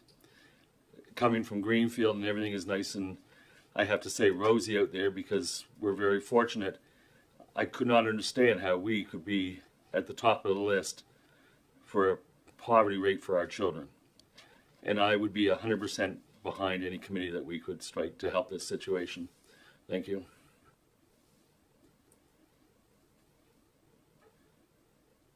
Deputy Mayor Charlton. Thank you. I would also just like to echo those comments. As sitting in on my first health board meeting just a few weeks ago, I too learned a lot, continuing to learn a lot. And I think if we all work together, we stand a better chance at addressing this. So thank you very much. Any further comments from council? Okay, I'll echo my fellow councillors, and thank you, Tara, for your immense contributions that you've made to our community in the short while that you've lived here, through the health board and Shack and the food bank, I'm going to speak to it in my mayor's report, but we undertook the initial steps with respect to setting some strategic priorities for this council over the next 4 years and a vision for what we want Queens County to look like into the future. And certainly these elements of community wellness that you point to and the challenges that are currently being experienced by our residents is that top of mind, and my sense is that in the weeks and months to come, as we envision what those priorities look like and operationalize them and stand up some meaningful work with respect to this and engage in our first budget deliberation process, these priorities, these community priorities, are going to be reflected in the priorities of this council, and I look forward to working alongside you folks and the important work that you're doing, because I think we all agree that we need to work on it together. It's a community responsibility, and that's the only way that we're going to get meaningful traction on this very challenging stuff to overcome. It's been a long time in the making, I think, and we need to continue the important work that's going on and have a leadership role in it as the municipality here in Queens County. So I really appreciate the presentation today and look forward to what we can do moving forward. You got it. Got it? Yeah. That's wonderful news. Thank you. I really appreciate you sharing, and I really appreciate everybody's time and attention and commitment to this, to the fight. Thanks so much.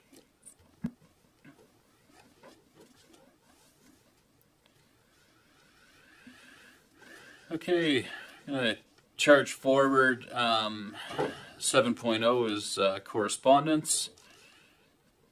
So 7.1, NSFM, a letter of support for coastal protection. I was pleased to sign off on that letter. It was very well received by Pam Mood, who is the president of the Nova Scotia Federation of Municipalities and the mayor of the town of Yarmouth. And she assured me that that correspondence would be passed along to their committee, who is pursuing work with respect to climate change, the impact of climate change. For all those here today, that letter was in support of the Nova Scotia Federation of Municipalities advocacy effort with respect to coastal protection, flood mitigation, erosion, and preparation against the impact of climate change on our communities. They've done wonderful work thus far as an augmented voice, and will continue to push forward as a group of municipalities as we seek to ensure that we protect against the known and foreseeable risks associated with climate change and protect our coastline. And then I was also pleased to pass along a series of letters in support of the Queens County ATV Association as they seek to improve and develop trail access in through Queens County and explore road trails to have trail-to-trail connectivity and trail-to-service connectivity. I think the presentation was really well received by the council at our last meeting, and there's a considerable economic opportunity within it, as well as community connectivity and recreation throughout Queens County associated with off-highway vehicle users. Any questions with respect to the correspondence? Okay. I'll move ahead to business item 8.0, committee reports. Council, any committee reports today? Anybody like to speak to any committee work? Go ahead, Councillor Merrill. Hi, our police advisory board met yesterday. More of an introduction for our newcomers as well. This is the first time I've been on this board as well. And we reviewed the terms of reference. We did some new business as far as went over our terms, our approval of those terms of reference as well. We also brought up speeding concerns, which seems to be a problem here. We discussed our speeding signs that we had out, and look forward to bringing those back as well. Our next meeting will be slated for April, so hopefully we'll be able to get a little more into some problems that we've had. We will have a presentation as well from Dan Archibald. So that was we just had a quick review, just a quick opening, but hope to do more with this committee. Thank you. Thank you, Councillor Merrow. Any questions from council for Councillor Merrow with respect to the committee report? Any other updates from committee work over the last couple of weeks? No? Okay. I would say I had the opportunity to join part of the meeting as the ex officio member of the committee, and I just want to underscore that we had talked about the that all the committees of council, that those are public meetings, and we're going to work to ensure that we promote and make everybody aware in the community when those public meetings are occurring, so that members of the community can attend and participate as appropriate in the committees of council. Councillor Jenkins, would you like to say something? Last week, Councillor Wenzel and myself met with the auditors for the upcoming financial years. Joanne Vino was also there, the Director of Finance. And we discussed the layout for the actual timeline for the audit and the procedures that will be taking place throughout that. And things are moving ahead smoothly. Soon we will be having an audit committee meeting and get things underway. Thank you. Thank you, Councillor Jenkins. Any questions for Councillor Jenkins with respect to the preparation of the audit process? Okay. We shall move on to unfinished business. So I'll call upon our Director of Public Works and Infrastructure, Mr. Grant. I want to come forward. The traffic study at Main and Market is the item of unfinished business. Good morning. So going back over the last year, we had lots of conversations regarding this intersection. Council raised concerns over the safety of it to pedestrians, motorists alike. We've been back and forth a few different times with the reports, different analysis, different investigation, I suppose, internally. On October 8th, Council advised they'd like to have a comprehensive assessment done by a third party, which is why we're here today. So we put that out to the market over the last 4-6 weeks. We got some feedback, got 3 different proposals, and we've recommended one from CBCL Limited. So in the report, we've also included the RFP so that Council has an understanding of what will be entailed in the report. It looks at the intersection as well as neighboring intersections, some traffic studies, some engagement with pedestrians and motorists at that intersection. They'll be installing cameras so that they can study movements and provide some recommendations for further consideration. So I'll turn it over, I guess, if there's any questions from here. Sure. Are there any questions, Council, for Director Grant? Councillor Merrill? I have a question. Will this study include future traffic for this area, or just the traffic that is now? One of the components was to also involve future development up on Mount Pleasant to ensure that, you know, what we have today, what we have 10 years, 15 years from now, not knowing what the crystal ball will say, but there is some accommodation of future traffic loads, whether that's purely motor vehicle, pedestrian, cyclists, that kind of stuff. It will be addressed in the report, yes. Any other questions, councillors?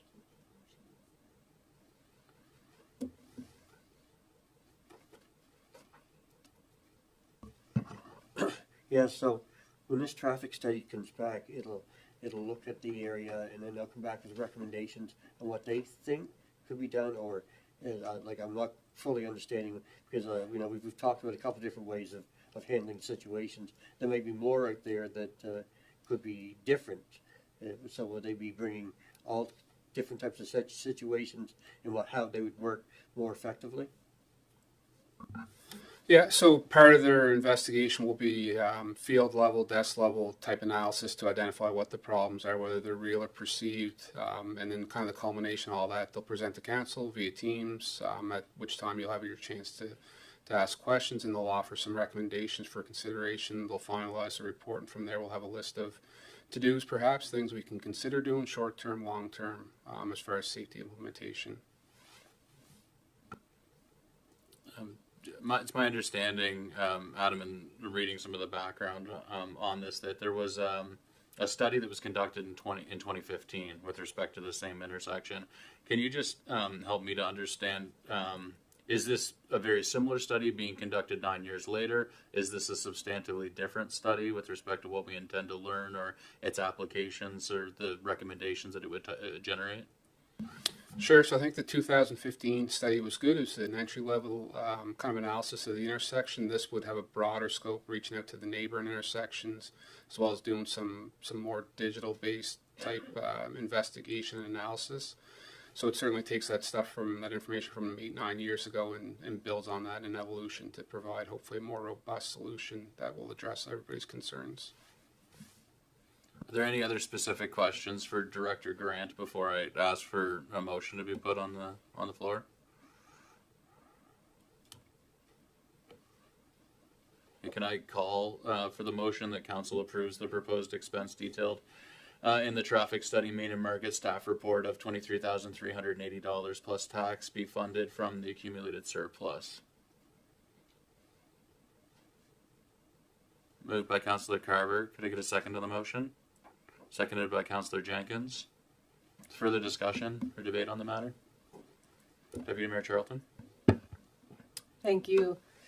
As someone that was here over the prior year involved in these conversations, there were many conversations. A lot of them came from, I'll speak personally, just frustration with not being able to get any traction at this specific intersection. There have been numerous pedestrians struck on one crosswalk in particular in this area, with the most recent being the worst. Luckily, the woman who was struck did survive. But it is an ongoing issue, and I think although there haven't been an insane amount of pedestrians hit, I think one is too many. And so we need to address that. I'm uncertain about this study in one sense because I don't know that if it's gonna solve the problem that we wanted to solve. There were many conversations about this, as I said, but as I sit here and digest this information over and over again and have for the past year, I'm curious why we couldn't just remove that crosswalk in that specific area, given that there are other substantial crosswalks in that area. And so at this point, I would be more inclined to put a different motion on the floor for this CAO to investigate whether the crosswalk between the post office and Five Girls Baking could be removed at this time, given that the conversation prior to this council was that traffic lights would be in excess of $1 million and would come with additional problems that would need to be addressed for other infrastructure in neighboring intersections. Thank you. Thank you, Deputy Mayor Charlton. Other members of council? Further debate or discussion from other members of council? Yeah, Councillor Jenkins. Am I mistaken, or was there a set of traffic lights there before in the past that they removed? Certainly predates my time in the county, but my understanding is that yes, there was traffic lights there that were taken out around 1990, but there's been no hard evidence as to why they were taken out or removed from that intersection.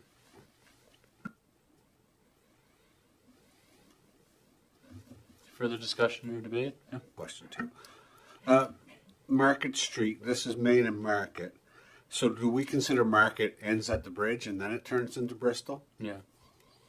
because a lot of the traffic, of course, is coming across the bridge and coming from Bristol, as we heard this morning with the presentation from the folks from Bristol.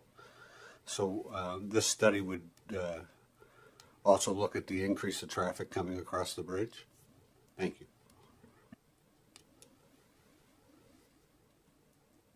Any further discussion or debate? Councillor Fancy? Yeah, so as you mentioned before, you can look at short-term, long-term, and as Deputy Mayor Charlton has put out, it could be something where we look at short-term as taking that crosswalk out and maybe using flags or something like that as a trial to see how everything works. Something that can be put back if you had to or something, and it's a least expensive option. And what would we need a study to do that, or should we just look at trying to do something in a simplistic manner at the start and then go from there to see how that works? Thank you, Councillor Fancy. So I guess, Adam, I think the nature of the discussion that's emerging from council is with respect to whether this study is really required, or are there other things that we could explore to improve the safety there without incurring the costs of that study. Clearly, your recommendation is, and I understand too that it was pursuant to a motion that was presented by the previous council, but as our traffic authority and in your professional judgment, do you think that really that there is a requirement for a more comprehensive and current traffic study before any intervention is made with respect to improving the safety of that intersection? Or Yeah, thank you. So I'm by far a traffic expert, and I think that this study is a good investment to assure that we have a path forward to provide the paramount safety at that intersection. I think we all agree we've been frustrated over the last year, 2 years trying to work through it ourselves. I'd be cautious to take any kind of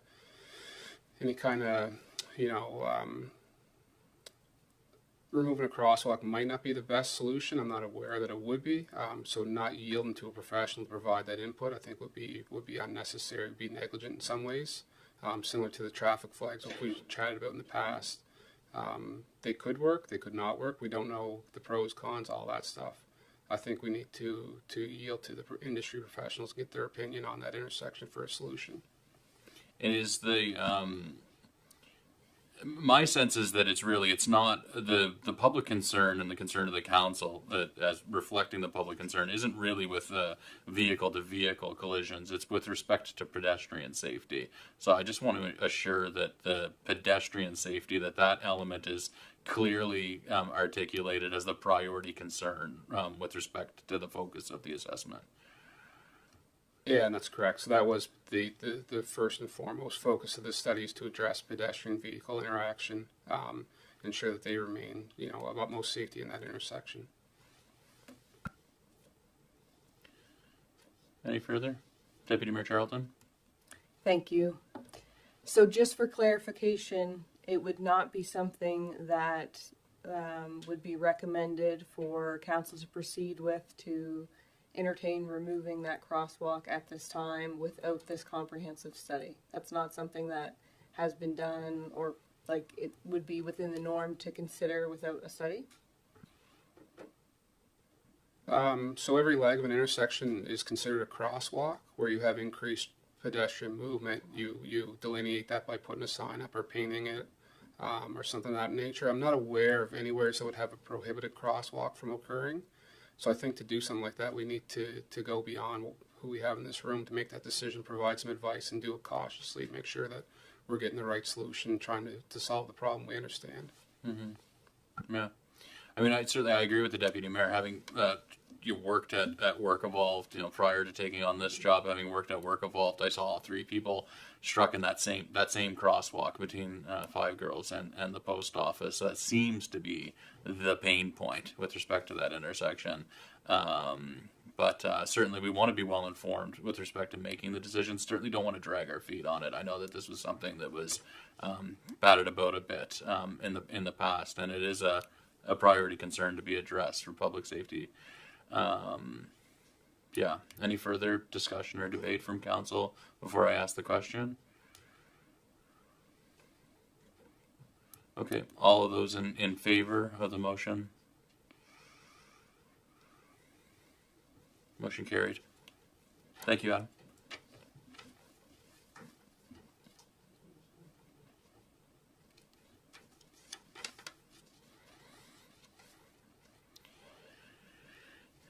Okay, 9.2, site plan and appeal hearing for 48 Bristol Avenue. I'd invite our Director of Planning and Land Use, Mike McLeod, forward.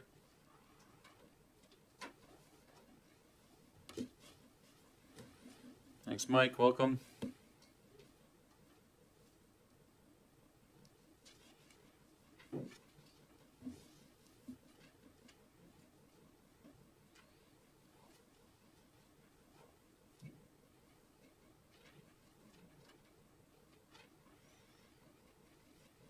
Take it away. Yeah. Thank you, Mr. Mayor. So I guess just a brief background on this file.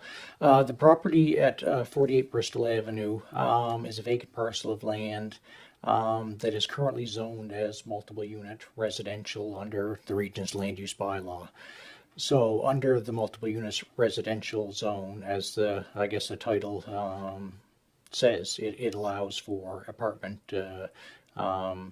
type of dwelling units to be constructed. The site plan approval process is essentially an additional set of criteria that a developer has to meet, respecting their development outside of the regular things that we would look at as per the development permit process, being things like setbacks from property lines, height of buildings, parking requirements. So the site plan just applies an additional set of criteria that we have to use to evaluate proposals. So for multiple unit dwellings, the site plan criteria, the things that we have to look at for those approvals are attached to the staff report as Appendix A. Under the Municipal Government Act, there's a certain legislative process for site plan approval, which requires notification of adjacent property owners that a site plan approval has been applied for and approved, and sending out the right for those within that notification radius to appeal that decision to approve the site plan. So with that, the letters were sent out to all property owners within 30-meter radius of the subject property. And there was one formal appeal submitted by Mr. Flint. A copy of the appeal letter is attached as Appendix C of the staff report. So in the site plan application process, staff reviewed the documents that were submitted and were satisfied that the proposal for this property met the criteria as set out in the land use bylaw and as attached as Appendix A.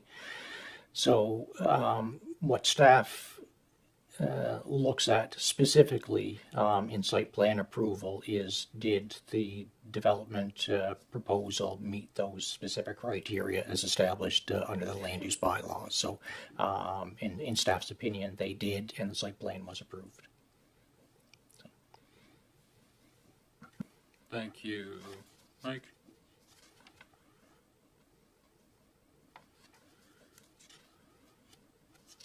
So my understanding is when an appeal like this comes forward, it then comes to council, and the council has the opportunity to deny or appeal, deny the appeal or uphold the decision of the development officer on the grounds of the appeal as per the land use bylaw. Is that right? Yes, that's correct.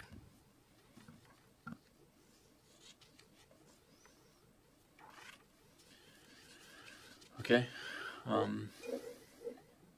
Pardon? Oh, okay.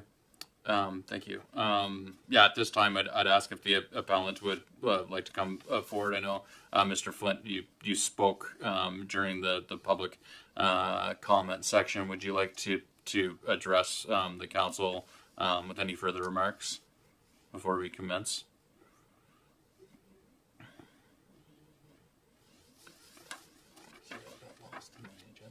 Thank you. I got your note about the RCMP. Thank you.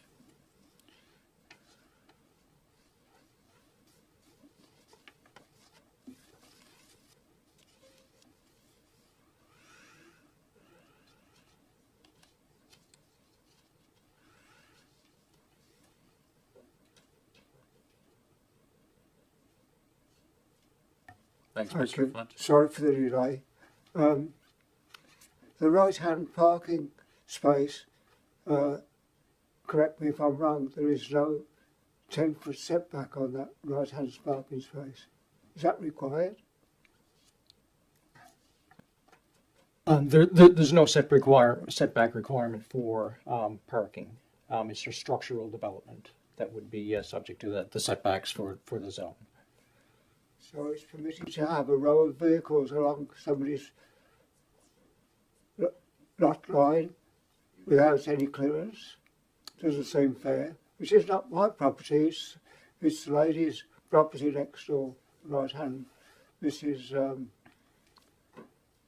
Don't know her name actually, but it's Mrs. Tingley, yeah.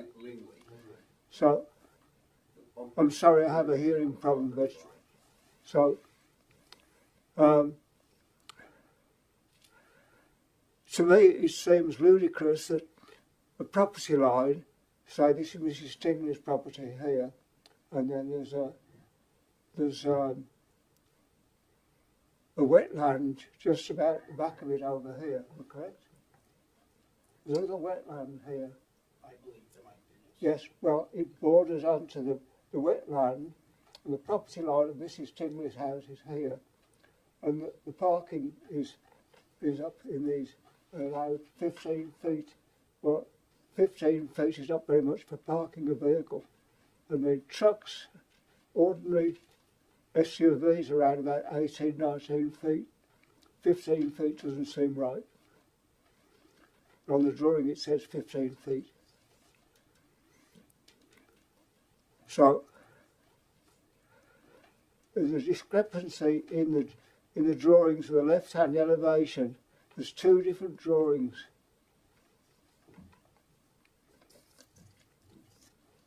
Right. This is the point I'm trying to make to you. This is the property line here. This 14 parking spots. It shows 15 feet allowance for a parking vehicle. Most vehicles are way above that. And there's a wetland here. So that's the property line going through the wetland apartment. But this poor woman here is going to have to have the road vehicles parked right in fence to fence. That's not fair. That's not what we pay our taxes for. Mr. Flint, sorry to interrupt. I need you to address the So, council rather than Director the other McLeod point, with respect or to your appeal. one of the points, I'm sorry to be long-winded about this, but what do you do when you're 83 years of age, right? Sir,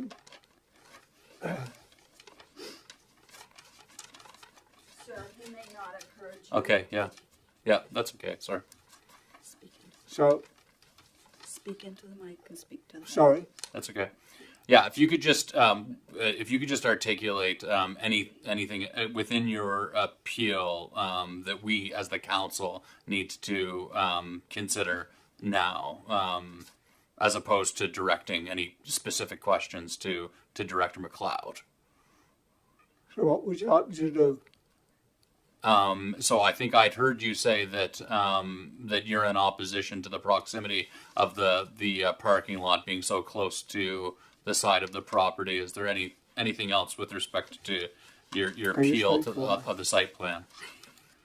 Just read these points. Read these points. Thanks, You got sir. no discrepancies. Speak to the mayor. Sorry. That's okay. And just address any of these that you didn't address earlier. and leave a copy of this with Mr. McLeod. Right. And the mayor. Okay.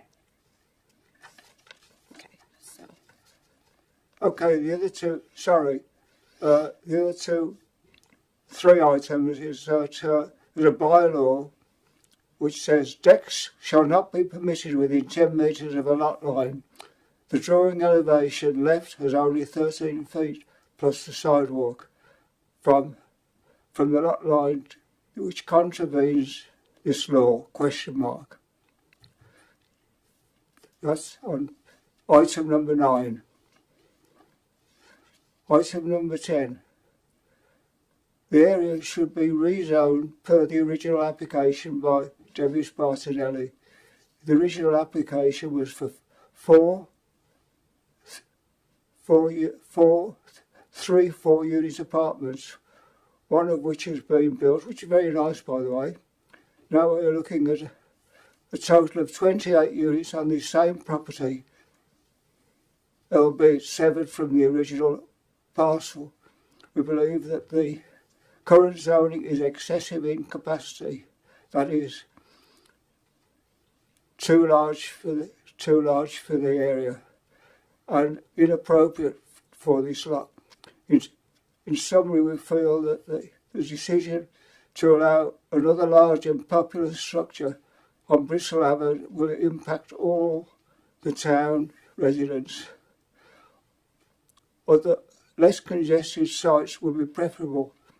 The lot is, in our opinion, too small for the building. So, okay, I'll move on to the last one. You'll say, thank God. So, we know that Larry Cochran is a community-minded individual. Perhaps the town should be more willing to work with him in choosing another site for development. While we're not opposed to development, we are strongly opposed to a large 4-storey development in an already congested area. It needs to be in another location, as that simply not the right place for this building. And we have a copy of Greg Rayfuse's suggestion about the traffic flow and all the rest of it. I think I probably said enough, and I'm sorry I didn't do a good job. No, thank you very much, Mr. Flint. Thank you very much.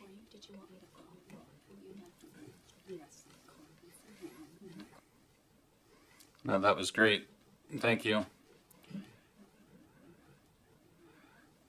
I'll ask for the applicant or their delegate. I don't see Larry or any party representing Larry present today, and so he's going to I guess give up his opportunity to speak to the application at this time.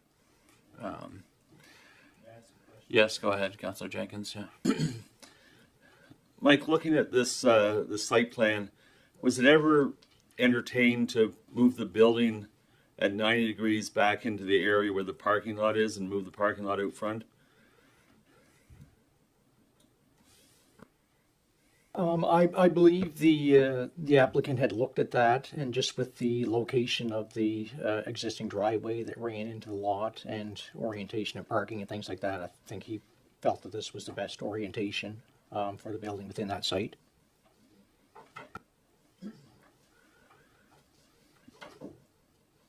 Any other questions for Director McLeod? Director, is there anything that's been, oh, pardon me, go ahead, Councillor Fancy. Yeah, so we've looked at this area for years, and of course there's been ongoing thoughts about what to do. But when you look at Bristol Avenue, which makes it so hard, is we know the road is not wide as it should be for even regular traffic, because that's all they have to use, and that's what's paved. It's supposed to be, I think, 23 feet from the center, and it's not even close. The sidewalks even are narrower, because you got to keep off the people's property line. And that's why years ago here we had those risers painted yellow, because they come up so steep so fast because the sidewalk is so narrow. So everything is narrow there, and it makes everything so tight. And that's why even like I can see what they're talking about is when you come out when you come out of your driveway to cut in on a narrow road, you almost have to cut it on the other side of the road because you just can't get out there because everything's so narrow. Bicycles. I mean, I drove bicycles for years up through there. When you're driving a bicycle, you can't get by them until the traffic is all clear because there's just not enough room. So we got a unique place in that it was built like this, and you can't change it. You can't make the road wider. You can't make the crosswalk wider. I mean the sidewalks wider.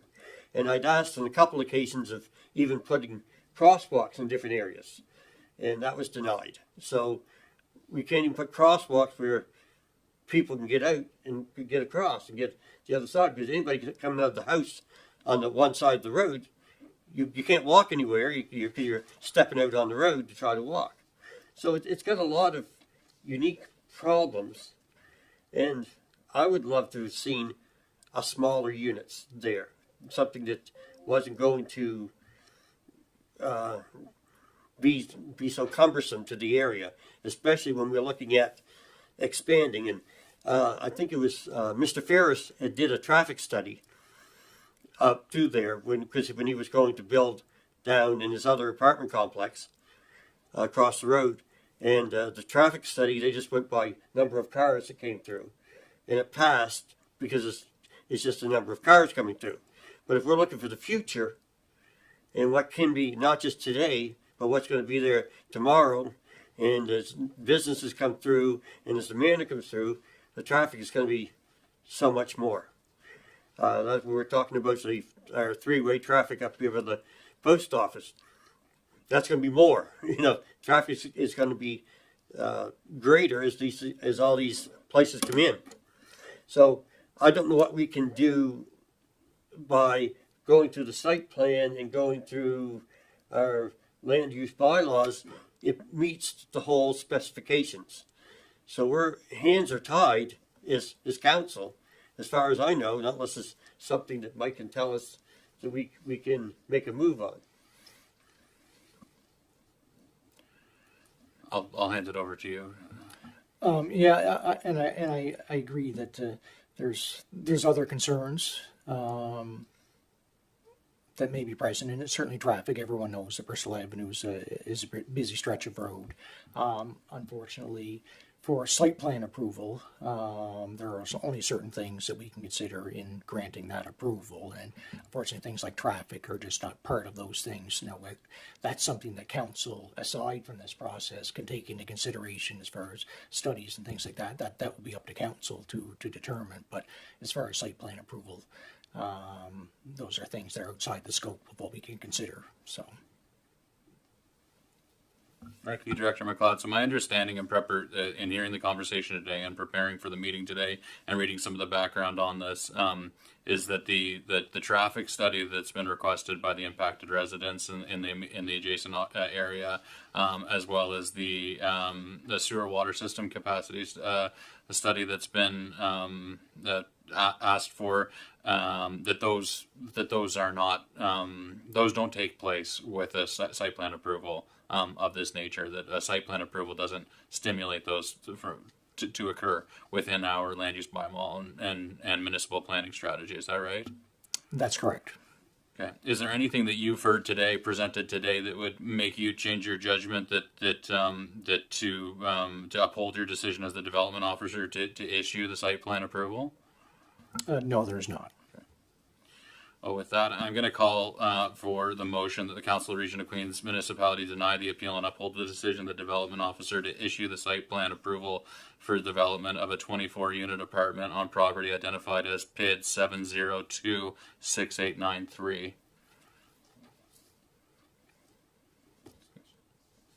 Are you moving? No, we'll discuss it after. If I can get it on the floor.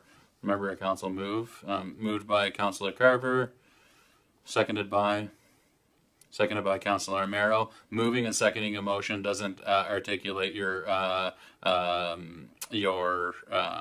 acceptance of it or your support of it. It just means that you would like to have the motion put on the floor in the council chambers for discussion.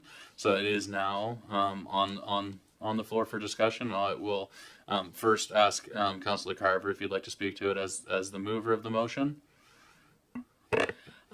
So originally there were supposed to be the smaller buildings in there. I believe that was the original proposal, and I'm not sure how many years ago. That was quite a number of years ago.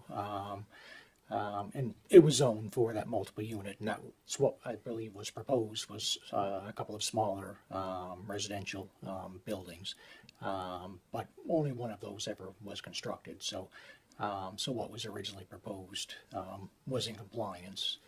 And what's currently being proposed is also in compliance with the current zoning. So,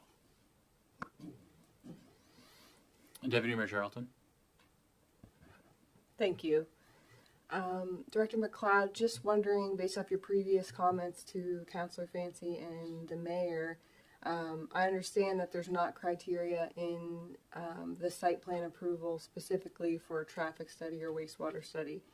I'm wondering if this is vetted against also the general criteria, section 6.6, amending the land use bylaw and adopting development agreements. Is that completely separate, or does that still encompass the site plan approval process? I guess anything under the development agreement, there's basically three stages of development proposals or development approvals. One is the simple ones are just applying for a development permit if something's just subject to development permit approval, which means that the application is just subject to the things like setbacks, height, parking, and that sort of thing. The site plan approval is kind of a middle step of between the development permit and a development agreement, whereby it just applies some additional criteria to the regular zone requirements. And then there's the third level of a development agreement, which is a formal agreement entered into between the applicant and council for specific types of development. And those specific types of development have to be identified within the municipal planning strategy for those extra considerations to allow them to more adequately fit into a neighborhood or surroundings. So the development agreement is a higher level of application process. So for this type of development, development agreements are not applied to this type of application. Thank you. So recognizing that this is an allowable use, I think it is important for everyone to understand.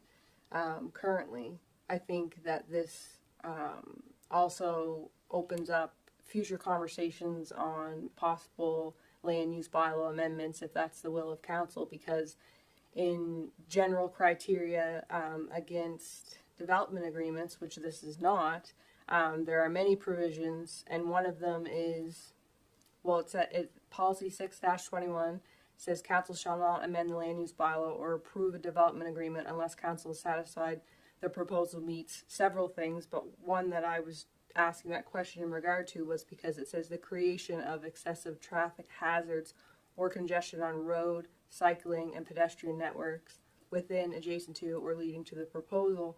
So my question was, in that regard, I didn't think it was vetted against this, but I wanted to clarify, and again, I would just say there's conversations that should happen in the future, because my question right now is how do we vet development agreements, which this is not, but how do we vet them against this criteria without things like traffic studies also being noted that may be possible criteria. So I just wanted to highlight that I think we should look at our land use bylaws for the future, and I recognize that we're limited today to what we can do because of them. So I just wanted to note that for new members who really have a bare bone minimum of our understanding of our land use bylaws at this time.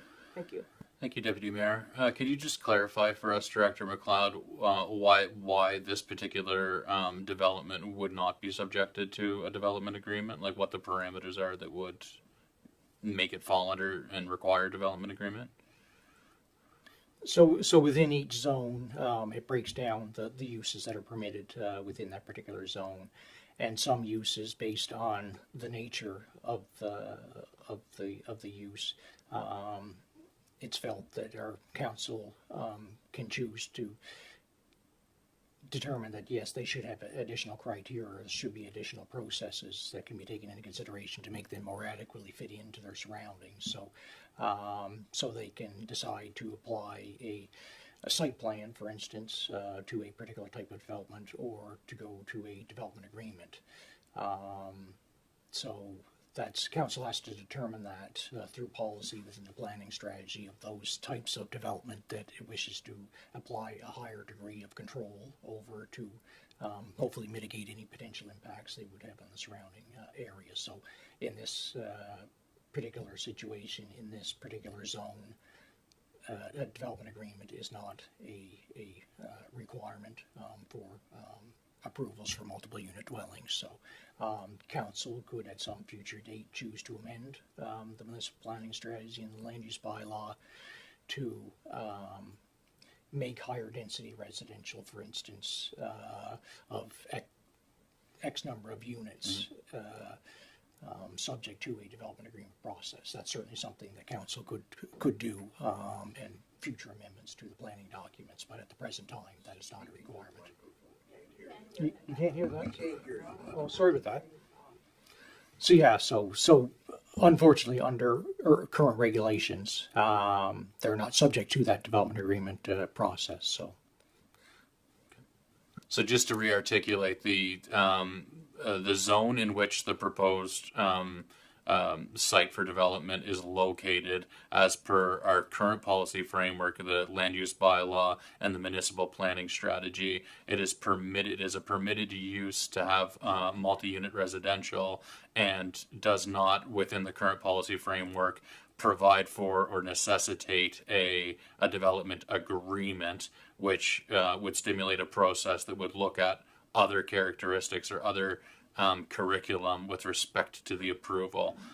Within the current policy framework, this application process is only subject to a site plan, and it is the judgment of our planning department that the site plan meets and that it has been approved as per the land use bylaw. I'll continue to ask if council has any further discussion or debate on the grounds of the appeal as per the land use bylaw. Councillor Wenzel? Well, I'm a little more confused than I was when I got here. I appreciate your information, Maddie, and I understand, I think, that the way things are now with respect to the land use bylaws, that the site plan didn't need to fit the criteria, the criteria of traffic or wastewater capacity is not necessary for this.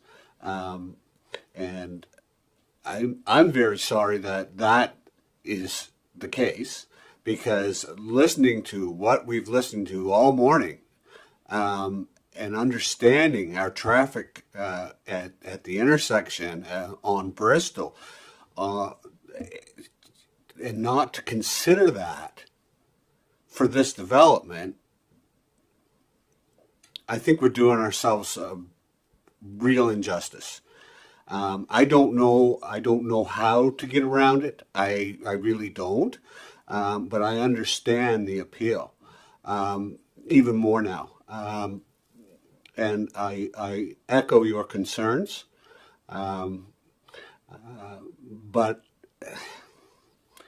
like I say, I appreciate all this, but I really, really don't understand. And if we have to wait in the future to include wastewater or sewage capacity and traffic in future developments, then I guess we have to wait. Councillor Jenkins. I have one concern with the existing driveway. It's a single lane road. So if somebody was coming out from one of the back apartments and coming out, and somebody on Bristol wanted to turn in, they would actually have to wait until that vehicle cleared the roadway before they could turn in, which would cause more traffic problems on Bristol.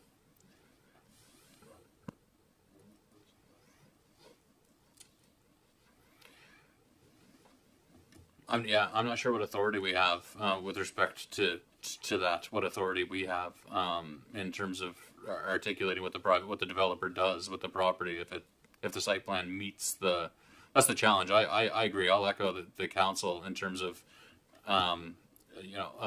the appeal being a well articulated one and one that I can appreciate. The challenge, of course, being that we need to follow our land use bylaws and our municipal planning strategy as the policy framework that governs land use in our municipality. And of course, look for opportunities to update it and to ensure that it reflects the will of the community. But yes, sir, I'll hear you just quickly. If you want to come to the podium and speak and to address the council, just quickly, please. There was a session that was done late last week on this, and I believe it might have been Greg Rayfuse, and I can be corrected on that regard, that mentioned that during the provision of utilities for that overall property area, there was set aside capacity for 12 units, and you've already used 4 units. So you have room for 8 more, not 24 more.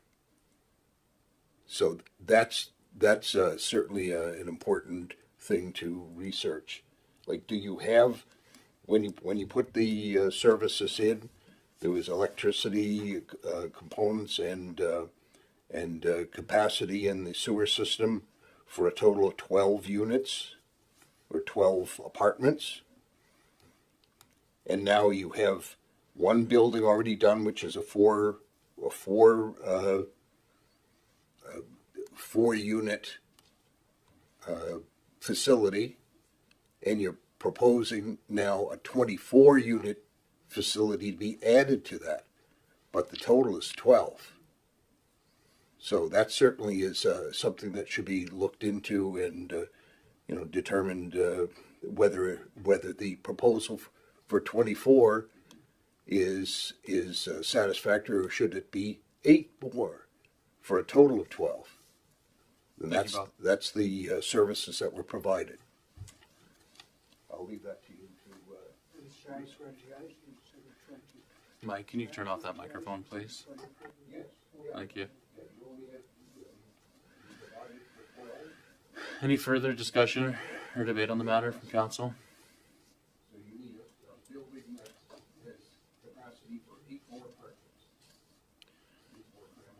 Councillor Fancy? Just a question. If this were to pass through, and well, then they could go forward, of course, with the building of the 24 units. But if we were to change bylaws along the way, and it was ever sold and used in another capacity, would that still apply or not? Or to be grandfathered in, so to speak?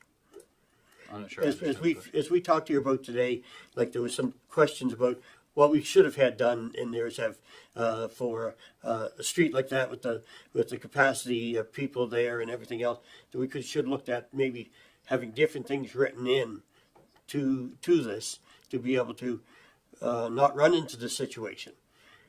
So if it was sold now, if it were nothing built by the owner, and we were to change the bylaws, would it affect that, or would that just still stay in the same? The developer is subject to the land use bylaw, municipal planning strategy, and the policy framework that's in place during the construction of the phase, and not in perpetuity thereafter. Yeah. Deputy Mayor Charlton. Thank you. So in looking at Appendix A, these are the only things that we can potentially consider to deny the site plan approval. That's correct? Okay. So in looking at that part, Section D says pedestrian and active transportation connections. The primary entrances of all dwelling units shall be connected to the nearest street right of way and to any adjacent active transportation route identified in a municipal active transportation plan by means of a barrier-free, accessible pedestrian walkway at least 1.5 meters in width and paved with asphalt, concrete, bricks, or interlocking pavers. In regard to the municipal active transportation plan, I'm not aware of such a plan. Director McLeod, do we have one of those? None at the present time, no. So in the way that reads, does that suggest that there should be a crosswalk connection from that property toward Mersey Seafood connecting to a transportation route? Because if it doesn't, I can understand, I'll understand that that's how it reads, but just curious in the fact that in thinking of the previous property that was being discussed about behind the Dean Manor on Bristol when this was going to be built and all kinds of apartments were coming in, it was connected to a sidewalk, so it encouraged people to walk and they might not need transportation. But I guess to the previous points about this, with the concerns of if there's no access point there and you can only exit it by a vehicle, how are we ensuring that it's safe? Because Councillor Fancy mentioned earlier about potentially wanting in the past to put crosswalks across Bristol. I recognize that would be problematic given that it's a main pass where you wouldn't want to have them, here, there, and everywhere. But I'm just kind of, I'm hung up on Section D and the fact of the active transportation, recognizing we don't have this plan. But if we're going to put 24 units there and have upwards of 50 plus residents living there, how are we saying that we're connecting those dots? I guess that's what I'm struggling with, and if I could get some clarification on that, I would really appreciate it. I guess as per, that's Section D, I guess under the site plan approval, they are providing from the front entrance of that building out to Bristol Avenue, which is the street right away, an 8-foot wide walkway, but it doesn't indicate, I know there's no sidewalks on that side of the road, so whether that's something that council, as per the traffic study and the sidewalks and things like that, if council so choose beyond the scope of this site plan approval, chose to look at crosswalks or whatever to facilitate access to the other side of the road, I guess that's outside of the scope of the site plan approval process.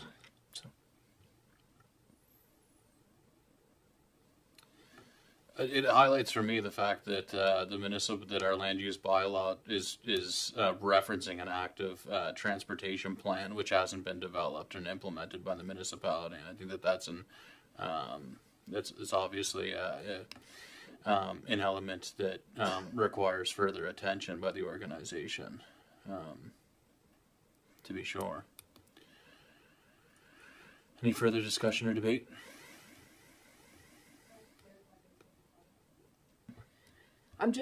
Mayor Christian, I'm just wondering, the fact that this site plan criteria references that it's going to be vetted against a municipal active transportation plan that we don't have, would that not give us an opportunity to deny this application based off of that ground because of the concerns? I mean, we all know that Bristol Avenue is a busy street. I'm not against housing. We need housing of all levels. But there are genuine concerns here, and we haven't factored in, and I'm uncertain whether the other building is going ahead or not, and I can't recall how many apartments that was, but it was more than 24. It might have been almost double that. So I'm just wondering if it's specifically, and maybe this is a good question towards our CAO, I apologize, but if it's specifically saying we're vetting it against a municipal active transportation plan that we don't have, it's a false narrative because it's suggesting that we're doing other things and we're making sure that it makes sense from a transportation perspective, but we're vetting it against a blank document. So I'm still hung up on Section D, and if Commissioner McDougall could help me out here with that, I would really appreciate it. Yeah, I'll do my best, and perhaps Director McLeod will help me if there needs to be further clarification. I think the municipality, currently the municipality doesn't have an active transportation plan. That's the obligation of the municipality, not of the developer, to create an active transportation plan. Even if the municipality did have an active transportation, there may be occasions where development occurs where the active transportation doesn't contemplate infrastructure.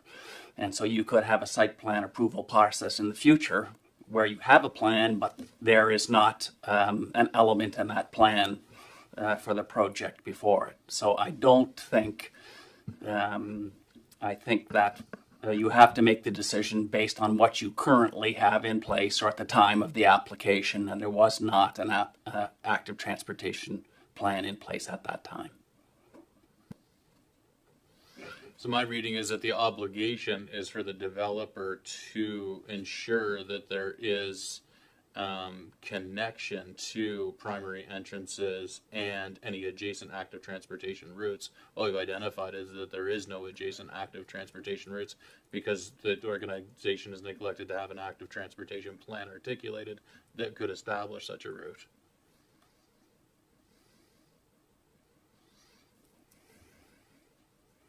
Any further discussion?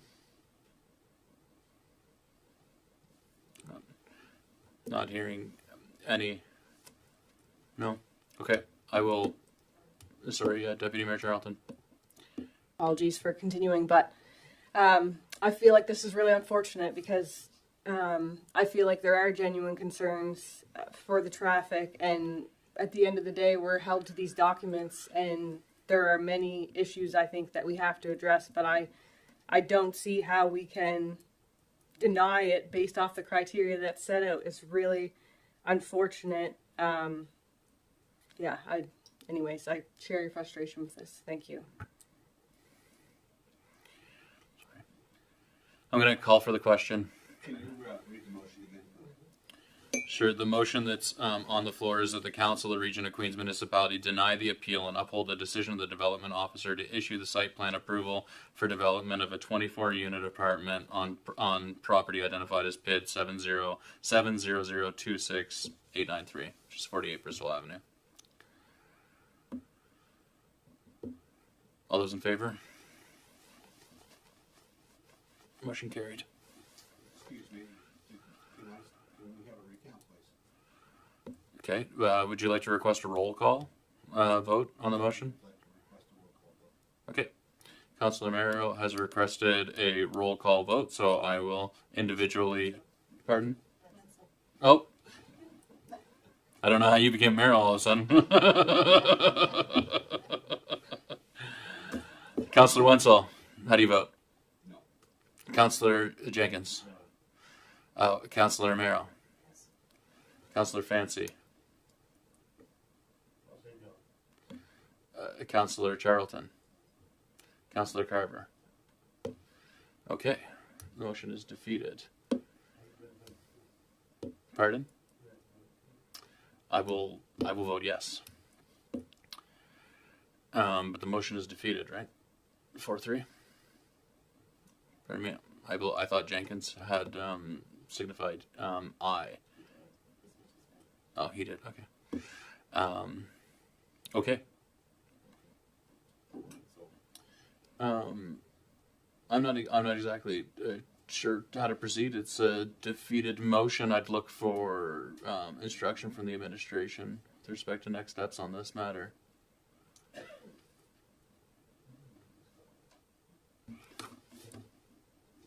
I'm not sure if you need to put the other motion on the floor, which is to, I would suggest you put the other motion on the floor, which is to accept the appeal and overturn the decision of the development officer. Right. So the inverse.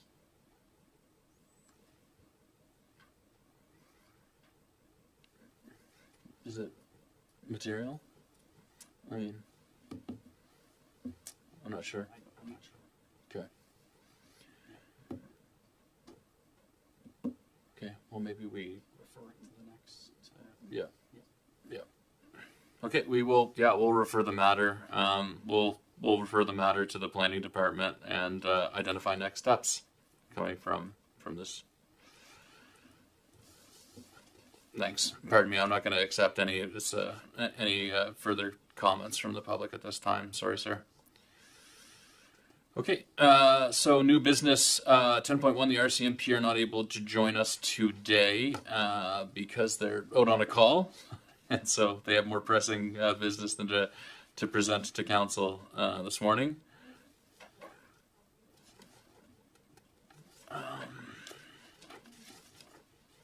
Okay, perhaps before moving on to new business, I will call for a 10-minute break. Thank you.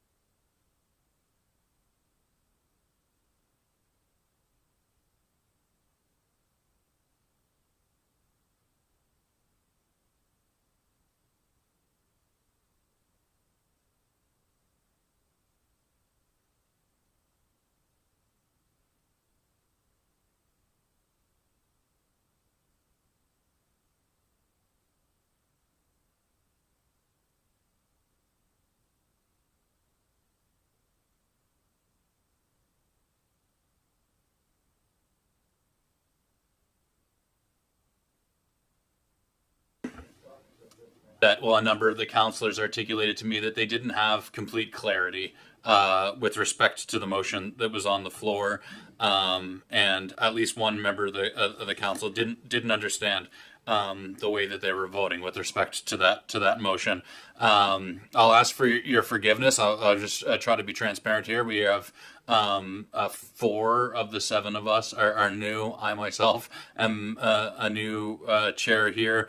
I want to circle back on that motion to make sure that it's 100% clear for the council with respect to what they're voting for or against with the substantive motion, because it was raised to me just now during that last recess that some members of the council weren't entirely clear of what the motion is. So, council, just to be clear, the motion that we were debating and that we had just voted on as in a roll call vote was that the council of the Region of Queens Municipality deny the appeal and uphold the decision of the development officer to issue the site plan approval for the development of a 24-unit apartment on property identified as PID 7026893. So a yes vote to this motion would mean that it's your judgment that to deny the appeal, as that you weren't able to find grounds of the appeal as per the land use bylaw, or it's your judgment it is your judgment if you say yes to uphold the decision of our development officer to issue the site plan, so to move forward with the site plan and the construction project as submitted by the developer. Is that it? And then inversely, a no would be to say we should uphold. A no would be that should we uphold the appeal. A yes is to deny the appeal and approve the site plan, or agree with the development officer to issue the site plan approval. A no is to uphold the appeal and deny the approval for the site plan. Is that clear to the entire council? What is it? What is a yes and what is a no with respect to this matter? Is that clear to all of us now? Okay. And so I will ask for a roll call vote, as that was requested and is in order. It was requested by Councillor Wenzel to move through this motion as a roll call vote. And so I will again move clockwise around council chambers and ask what way you vote on the motion. Councillor Wenzel. No. Councillor Jenkins. Unfortunately, given the circumstances, yes. Councillor Merrill. Yes. Councillor Fancy. I agree. Yes. Deputy Mayor Charlton. Councillor Carver. Unfortunately, yes. Okay, so the motion is carried. It was by misunderstanding and erroneous that the motion was defeated the last time. I agree with my council that we have work to do with respect to the land use bylaw municipal planning strategy, and apologize again for the lack of clarity or errors with respect to the way that the previous vote on the motion had occurred. And thank you all for your participation as members of the public. Moving on to new business. RCMP can't join us still. 10.2 is on dangerous or unsightly premises at 790 Beach Hill Road, Beach Hill Farms. We are joined by our esteemed bylaw enforcement officers, Kellyanne and Brenda. Take it away. Good morning, almost afternoon. The property located at 790 Beach Hill Road, Beach Hill Farms, Queens County, Nova Scotia, and identified as PID number 700555900, has been on the municipality's dangerous and unsightly roster on and off since 2021. This property is deemed to be dangerous or unsightly as defined by the Municipal Government Act, Nova Scotia, and is a possible threat to public safety. The dwelling is described as an older mobile home sitting on blocks and constructed of metal and wood and has been vacant for several years. Water infiltration has caused serious external damage to soffits, fascia, roof, decks, floors, doors, and windows. There is no active electrical connection to the dwelling at this present time. It is an apparent sag in the roof, rendering serious structural integrity issues. The recreational vehicle and storage trailer, along with a collapsed outbuilding, appear to have serious structural issues as well. Attempts to receive compliance from the property owners throughout the duration of this file has proven negative. There is no representation for this property at the hearing today, thus our recommendations today.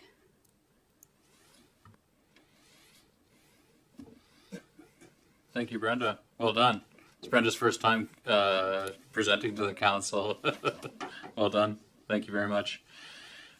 So the motion is that the Council of the Region of Queens Municipality received the report titled Dangerous or Unsightly Premises, 79 Beach Hill Road, Beach Hill Farms, and that the Council of the Region of Queens Municipality declares the property located at 790 Beach Hill Road in Beach Hill Farms and identified as PID number 700555900 as dangerous or unsightly as defined in the Municipal Government Act, and that an order be served upon the owners of the property requiring that within 30 days of the date of this service of the order, the following work be carried out. 1. Full demolition of the dwelling. 2. Construction and demolition materials transported to the Region of Queens landfill facility. 3.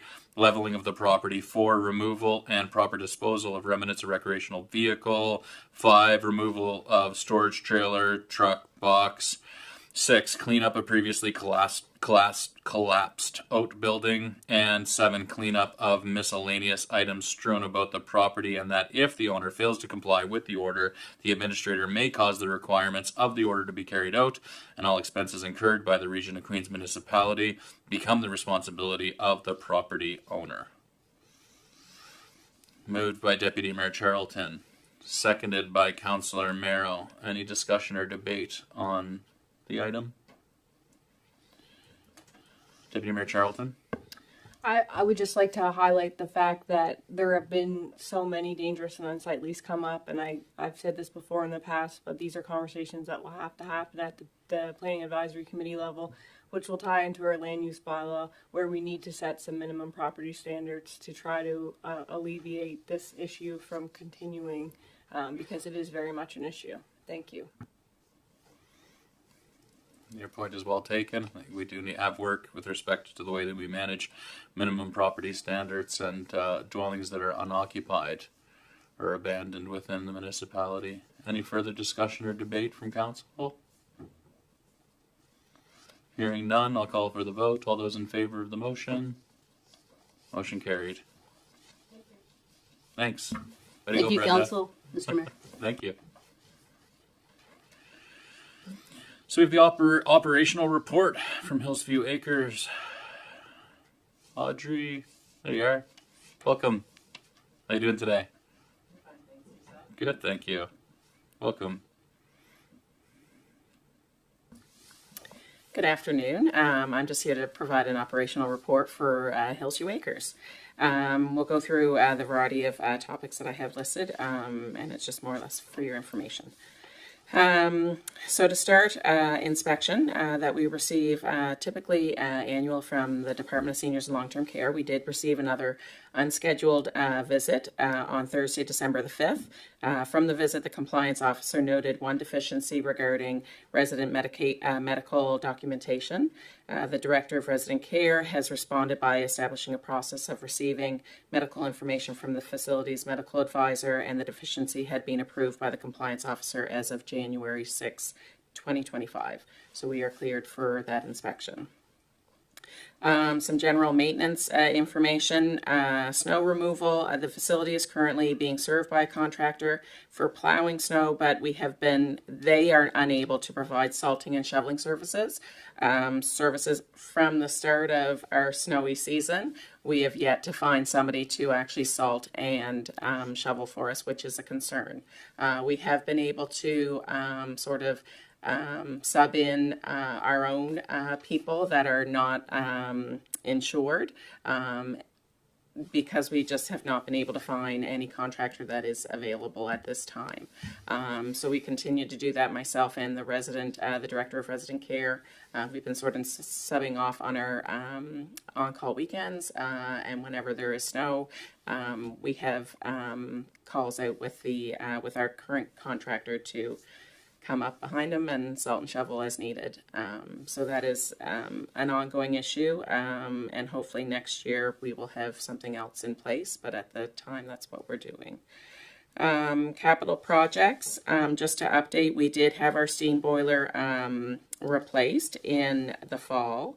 It was started in mid 2024 and it was fully installed by the end of October 2024.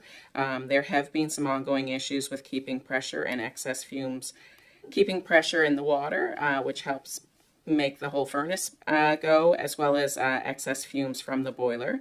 We are still engaged in discussions with Dumac Engineering and Black & McDonald to mitigate these issues, and the replacement has been fully funded by the Department of Seniors and Long-Term Care. Some of those issues that happen is that the furnace just sort of shuts off without any understanding why. So they are still trying to mitigate that. But yes. Elevator update. Again, this was another project funded by the Department of Seniors and Long-Term Care. The scheduled elevator upgrade was completed in November of 2024. They saw the necessary upgrades to meet fire regulations and fire alarm notification for the building and the elevator's mechanical computer system. The majority of the project was funded, whereas the Region of Queens approved funding for the additional auxiliary costs that were involved with getting a new fire alarm system, as well as the electrical contracting that came with the upgrade. Roof tender. We have been looking for people to do parts of our roof. Again, this is funded through the Department of Seniors and Long-Term Care.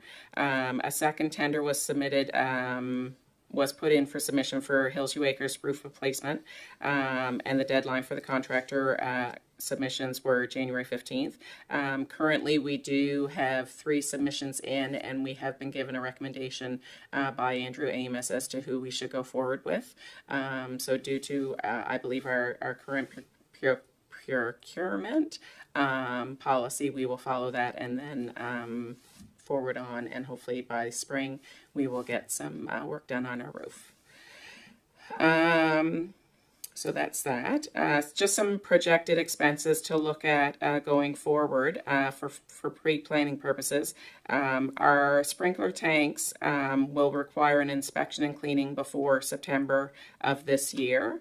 They have to go every 3 years for inspection. The initial quote that we received from Troy Fire Life and Safety has a cost of $13,000. And does not include any additional maintenance work, the refilling of the tanks, or the cost of the inspection of the Department of Labor, Immigration and Education. Because this is considered a general maintenance project, it does not necessarily qualify for me to submit it under capital projects. They have offered us to do so, which we will oblige. It doesn't mean that Department of Seniors and Long-Term Care will cover that cost. It's considered a general maintenance cost that the Region of Queens, Hillsview Acres, will have to find funds for. And also, in order to confirm a scheduled time to clean the tanks prior to the expiration of the previous certificate, a service agreement must be signed. So that's that. Bus expenses. Our Hillsview Acres bus is on the road as much as we are able to put it out there. Residents, I think, would like it out even more than that. Snow or cold weather does not seem to bother them. However, there has been some necessary maintenance work over the past several months. Most recently, it has been found to require a complete replacement of its anti-lock braking system, close to $1,200 before taxes. And then currently what we're doing is the expenses are being paid through the recreation budget at Hillsview. However, the bus is considered an auxiliary expense, and funds should be covered through our should not be covered through our general budget. So Department of Seniors and Long-Term Care does not acknowledge the bus as an actual expense within our own budget, so it sort of has to be covered by other monies outside of it. And then just staffing. Hillsview Acres is currently seeking casual positions in the dietary and environmental service departments. The part-time LPN position has been successfully filled by a prior staff who recently returned back to Hillsview after a 2-year study leave to upgrade from her CCA to LPN.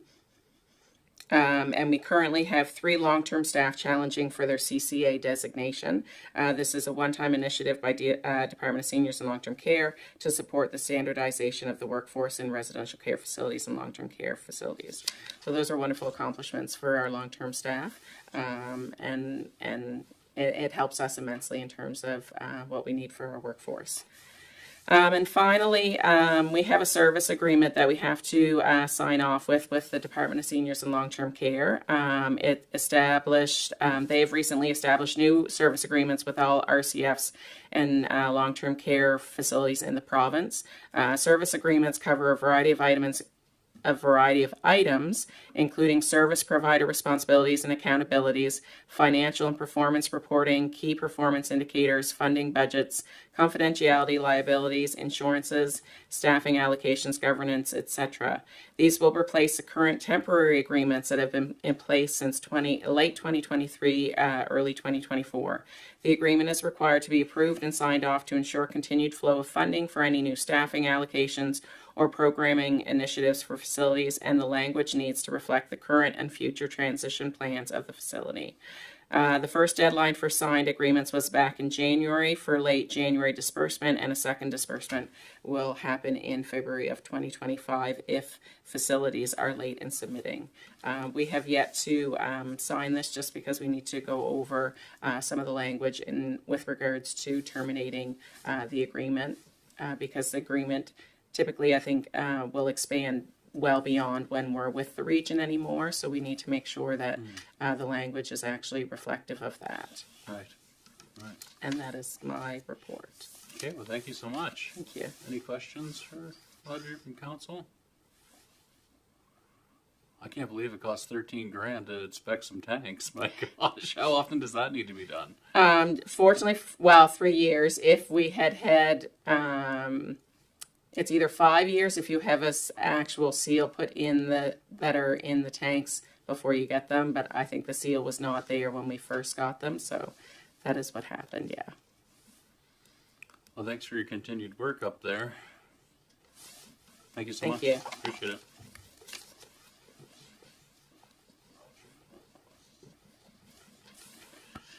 $10.4 is Human Resource Management Investment Budget. CAO McDougall, you want to speak to that, please? Sure. Thank you, Council. So as you know, the region of Queens doesn't currently have dedicated human resource management staff person on the team. The CAO and the senior management team collectively provide that HR leadership. We do have a budget for consulting services as appropriate to help us with recruitment and labor relations.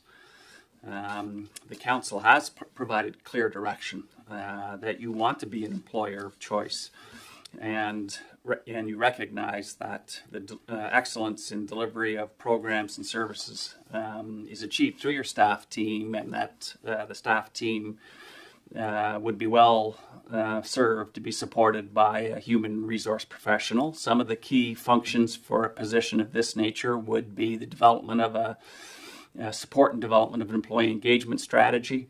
They'd be responsible for the human resource policy, the handbook. They provide leadership and support for performance management in the organization. They would assist with recruitment and retention. Have administrative functions such as personnel file management, and they could serve as a confidential employee resource or coach for employees throughout the organizations. So for this budget year, we had a budget of approximately $60,000 for the purchase of HR consulting services. There's not an allocation for the addition of an HR position. if council approves the pursuit of a position like this, it's likely that it would take several months and not likely to be impact on your current budget year, but we would identify an amount for your next budget year for council consideration. I have an estimate of the budget allocation that would be required of $120,000. So a couple of options there, council, and I would recommend option 2.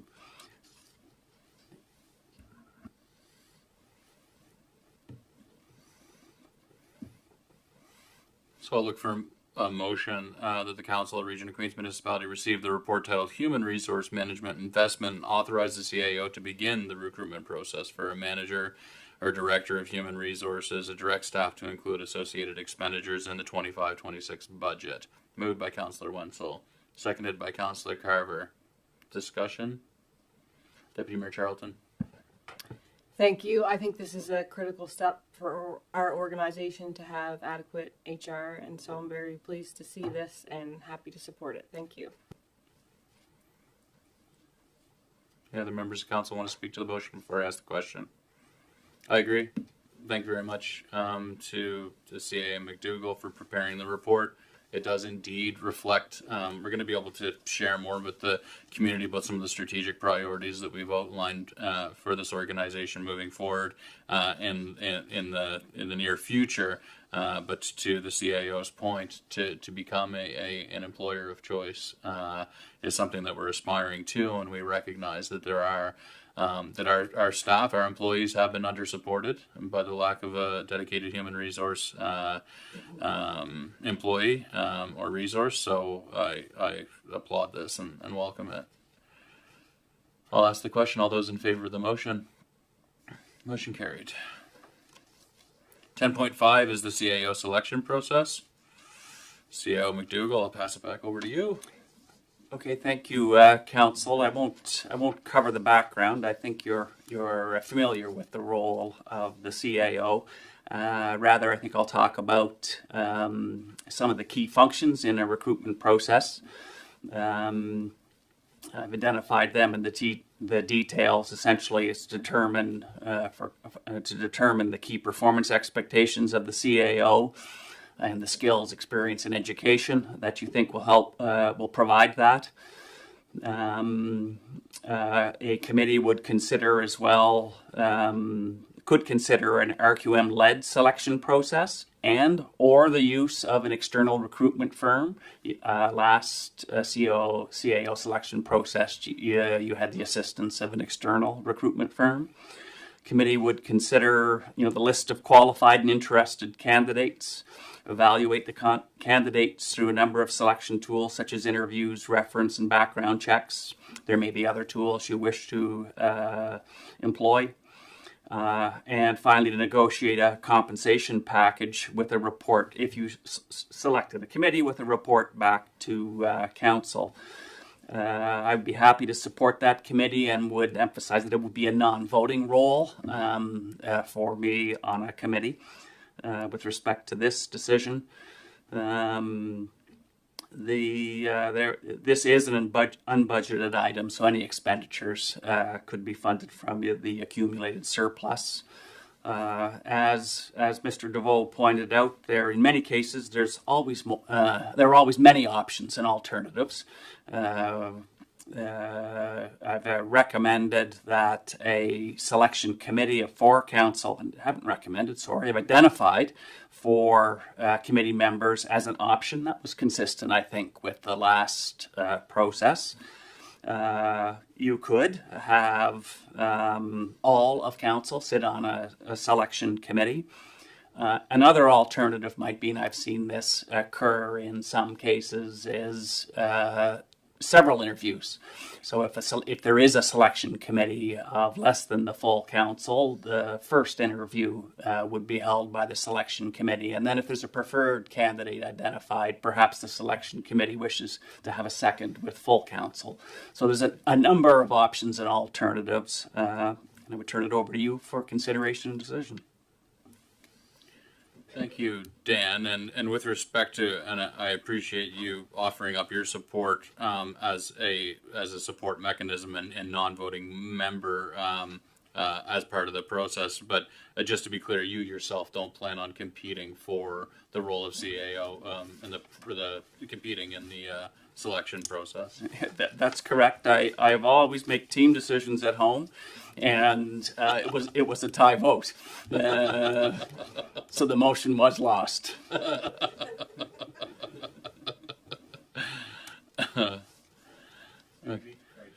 No, that's right. Yeah, and I'll echo, I think, what Dan has said, and appreciate your input, Mr. DeVoe, with respect to the importance of ensuring that our next CAO enjoys the support and consent of all members of council in authorizing and selecting that person as the one employee of the council. So I think your point is well taken, and I appreciate your comments from today.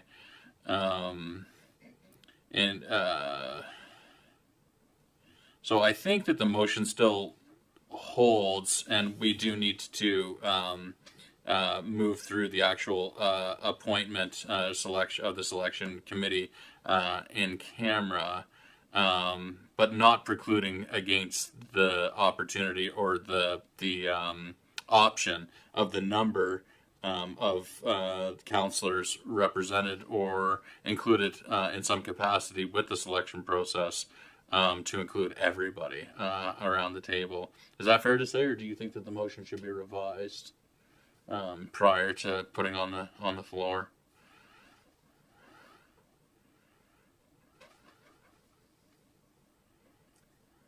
Yes, so I had left blank the number Yeah. of council members. Yeah.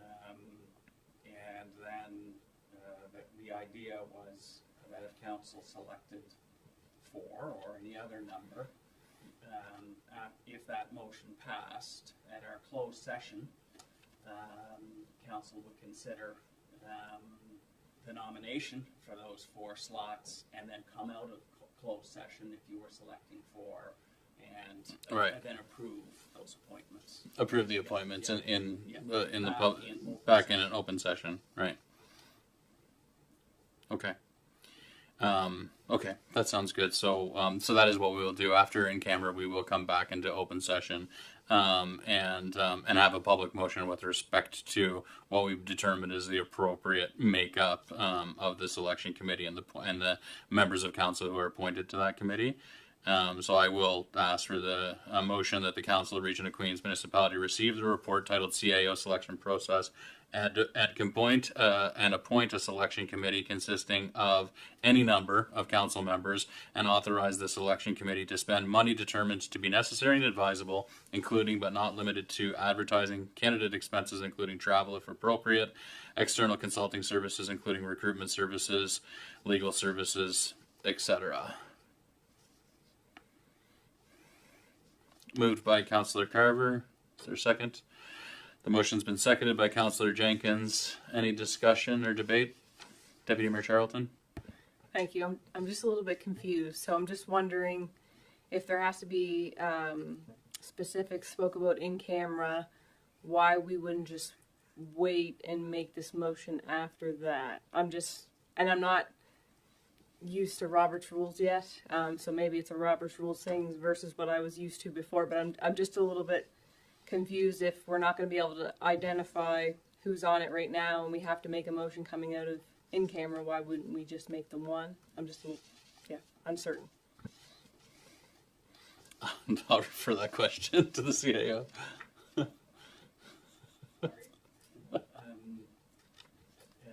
That's your microphone. Yep. Thank you for that. I gave my, this is my second council meeting, and I scored myself 5 out of 10 at my last council meeting. I was hoping for a 7 out of 10 for this council meeting, but it's leaking back towards 6 or 5. I think the motion is in order. It is any number. And if you approved it, you would, in closed session, decide. And if you chose 4 or 5 or 6, that would be reflected in the motion. I think that would be in order. I'll say in defense of our esteemed CAO at present, our interim CAO, I think that the opportunity to, in the public session prior to going in camera, have Dan provide the report publicly to the council has some merit. But is there any debate, discussion, questions with respect to the motion that's on the floor right now? Councillor Fancy.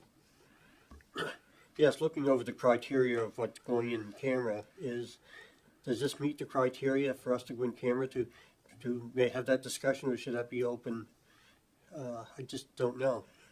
Thank you, Councillor Fancy.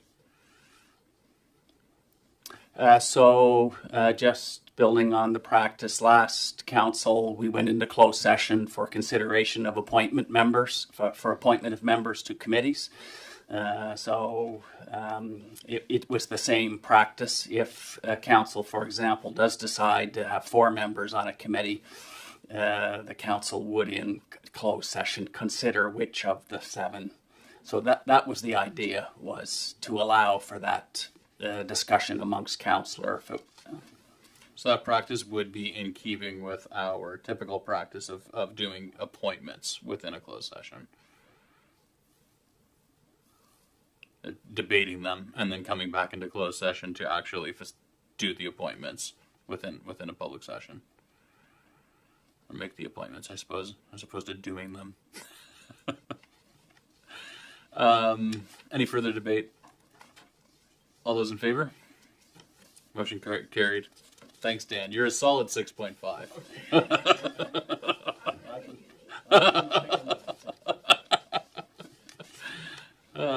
Okay, I just have a brief report as my mayor's report before we move to business from members of council. So the biggest thing I want to speak to is that we undertook a facilitated planning session as a council in these chambers Friday evening, January 31st, and it didn't continue all night, and then February 1st, the Saturday. And in that, it was a facilitated session. We developed a long-term vision for the community, a mission statement, a set of strategic priorities for the organization to move this work forward. And this marks an important first step for this organization. Once polished, that will come back, and we'll be really excited to share elements of the strategy with the community. And this is a first step. It's a first step to put a stake in the ground as the elected officials representing the community with respect to where we think the strategic priorities have been where they should be directed. We've also engaged some specialized professional services to support the next step of developing operational priorities and departmental work plans to align to those strategic objectives that have been put forward by council. And as with any strategic plan, we'll be looking for opportunities to adapt and modify and adjust the strategies in the weeks and months and years to come. And we'll be looking for opportunity to engage the community in more broad-based engagement and consultations with respect to, to what extent the vision and that mandate and those strategic priorities are resonating with the residents of Queens. So it's exciting, and it's a really great first step. And I thank my fellow members of the council for your active participation and engagement in that session. I thought it was really meaningful and a really important first step for this organization and for the community. On February 5th, I was really pleased to sign the finalized collective agreement with IBW. We're continuing to engage with the union representatives to improve our working relationship between the union and as this organization as an employer of some of their members. And then over the past couple of weeks, I've had the opportunity to meet with various community groups, including but not limited to the Queens Neighborhood Cooperative Housing Group, who were able to provide an update on the amazing work they're doing with respect to the Lawrence Street project, and sharing some of the locations that they have their eyes on for future sites for affordable housing in Queens. I applaud the work of that group as well as various other community organizations who are working to the betterment of our community and our residents. Also met with lots of business operators and owners, including Mersey Seafoods, having really meaningful conversations with those folks. And I'm really encouraged. I'm really encouraged every day to hear all the interesting, exciting, important work that's being undertaken by business owners and by community members and organizations in our community. There's a lot on the horizon here in Queens, and so that's exciting. Looking forward. And lastly, I'm very pleased to report that I was successful in securing some funding from the Canadian Centre on Substance Use and Addiction, who reached out because they're organizing a municipal leaders table in Lethbridge, Alberta, with some online stuff happening beforehand. And it's around collaboratively shaping Canada's response to substance use issues, particularly in small communities, and a recognition that the mechanisms of addressing substance use and urbanized environments don't really work in rural and small communities.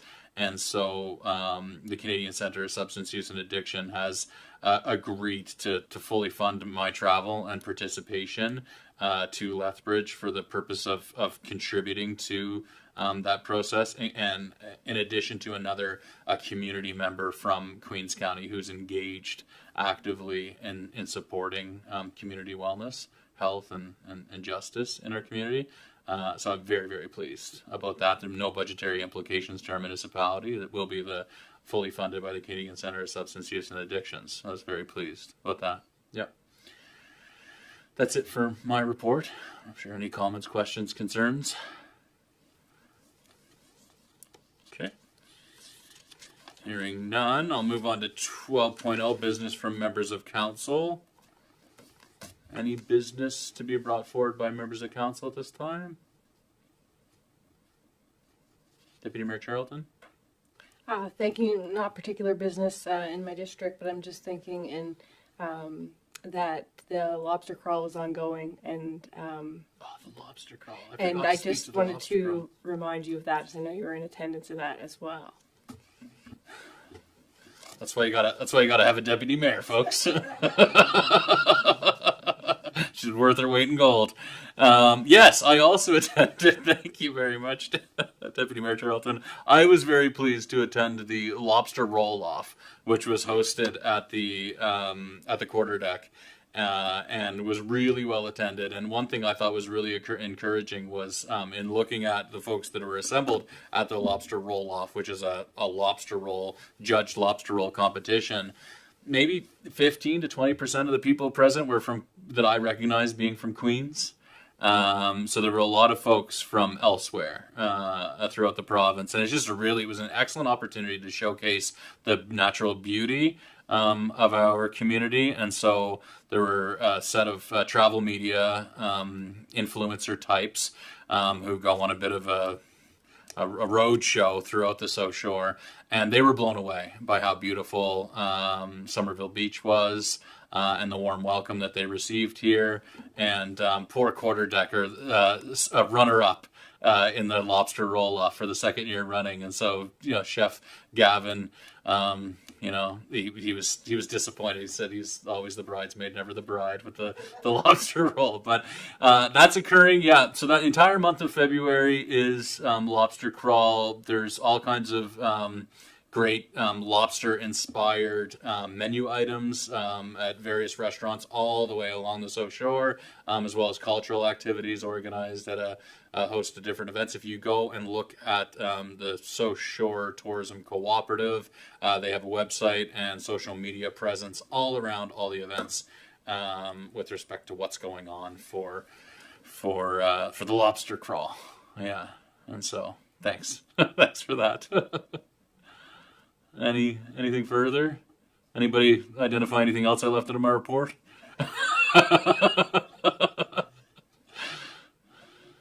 Okay. I will look for a motion to move to closed session of council at this time. Moved by Deputy Mayor Charlton, seconded by Councillor Wenzel, not Amero. All those in favor? Motion carried. We'll move to closed session at this time. Thanks very much.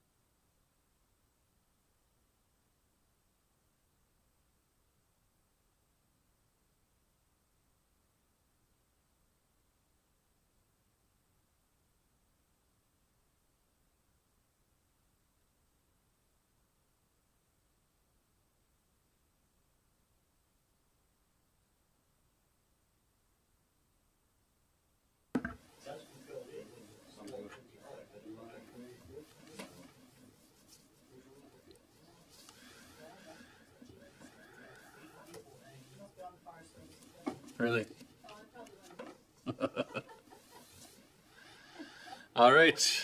Good afternoon.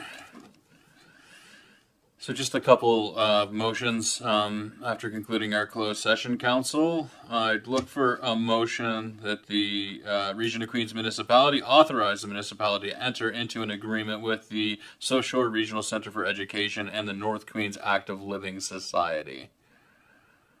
Moved by Councillor Carver, seconded by Councillor Fancy. All those in favor? Thank you. Motion carried. And the next motion is at the Region of Queens Municipality appoint Councillor Jenkins, Councillor Wenzel, Deputy Mayor Charlton, and myself, Mayor Scott Christian, to the CAO Selection Committee.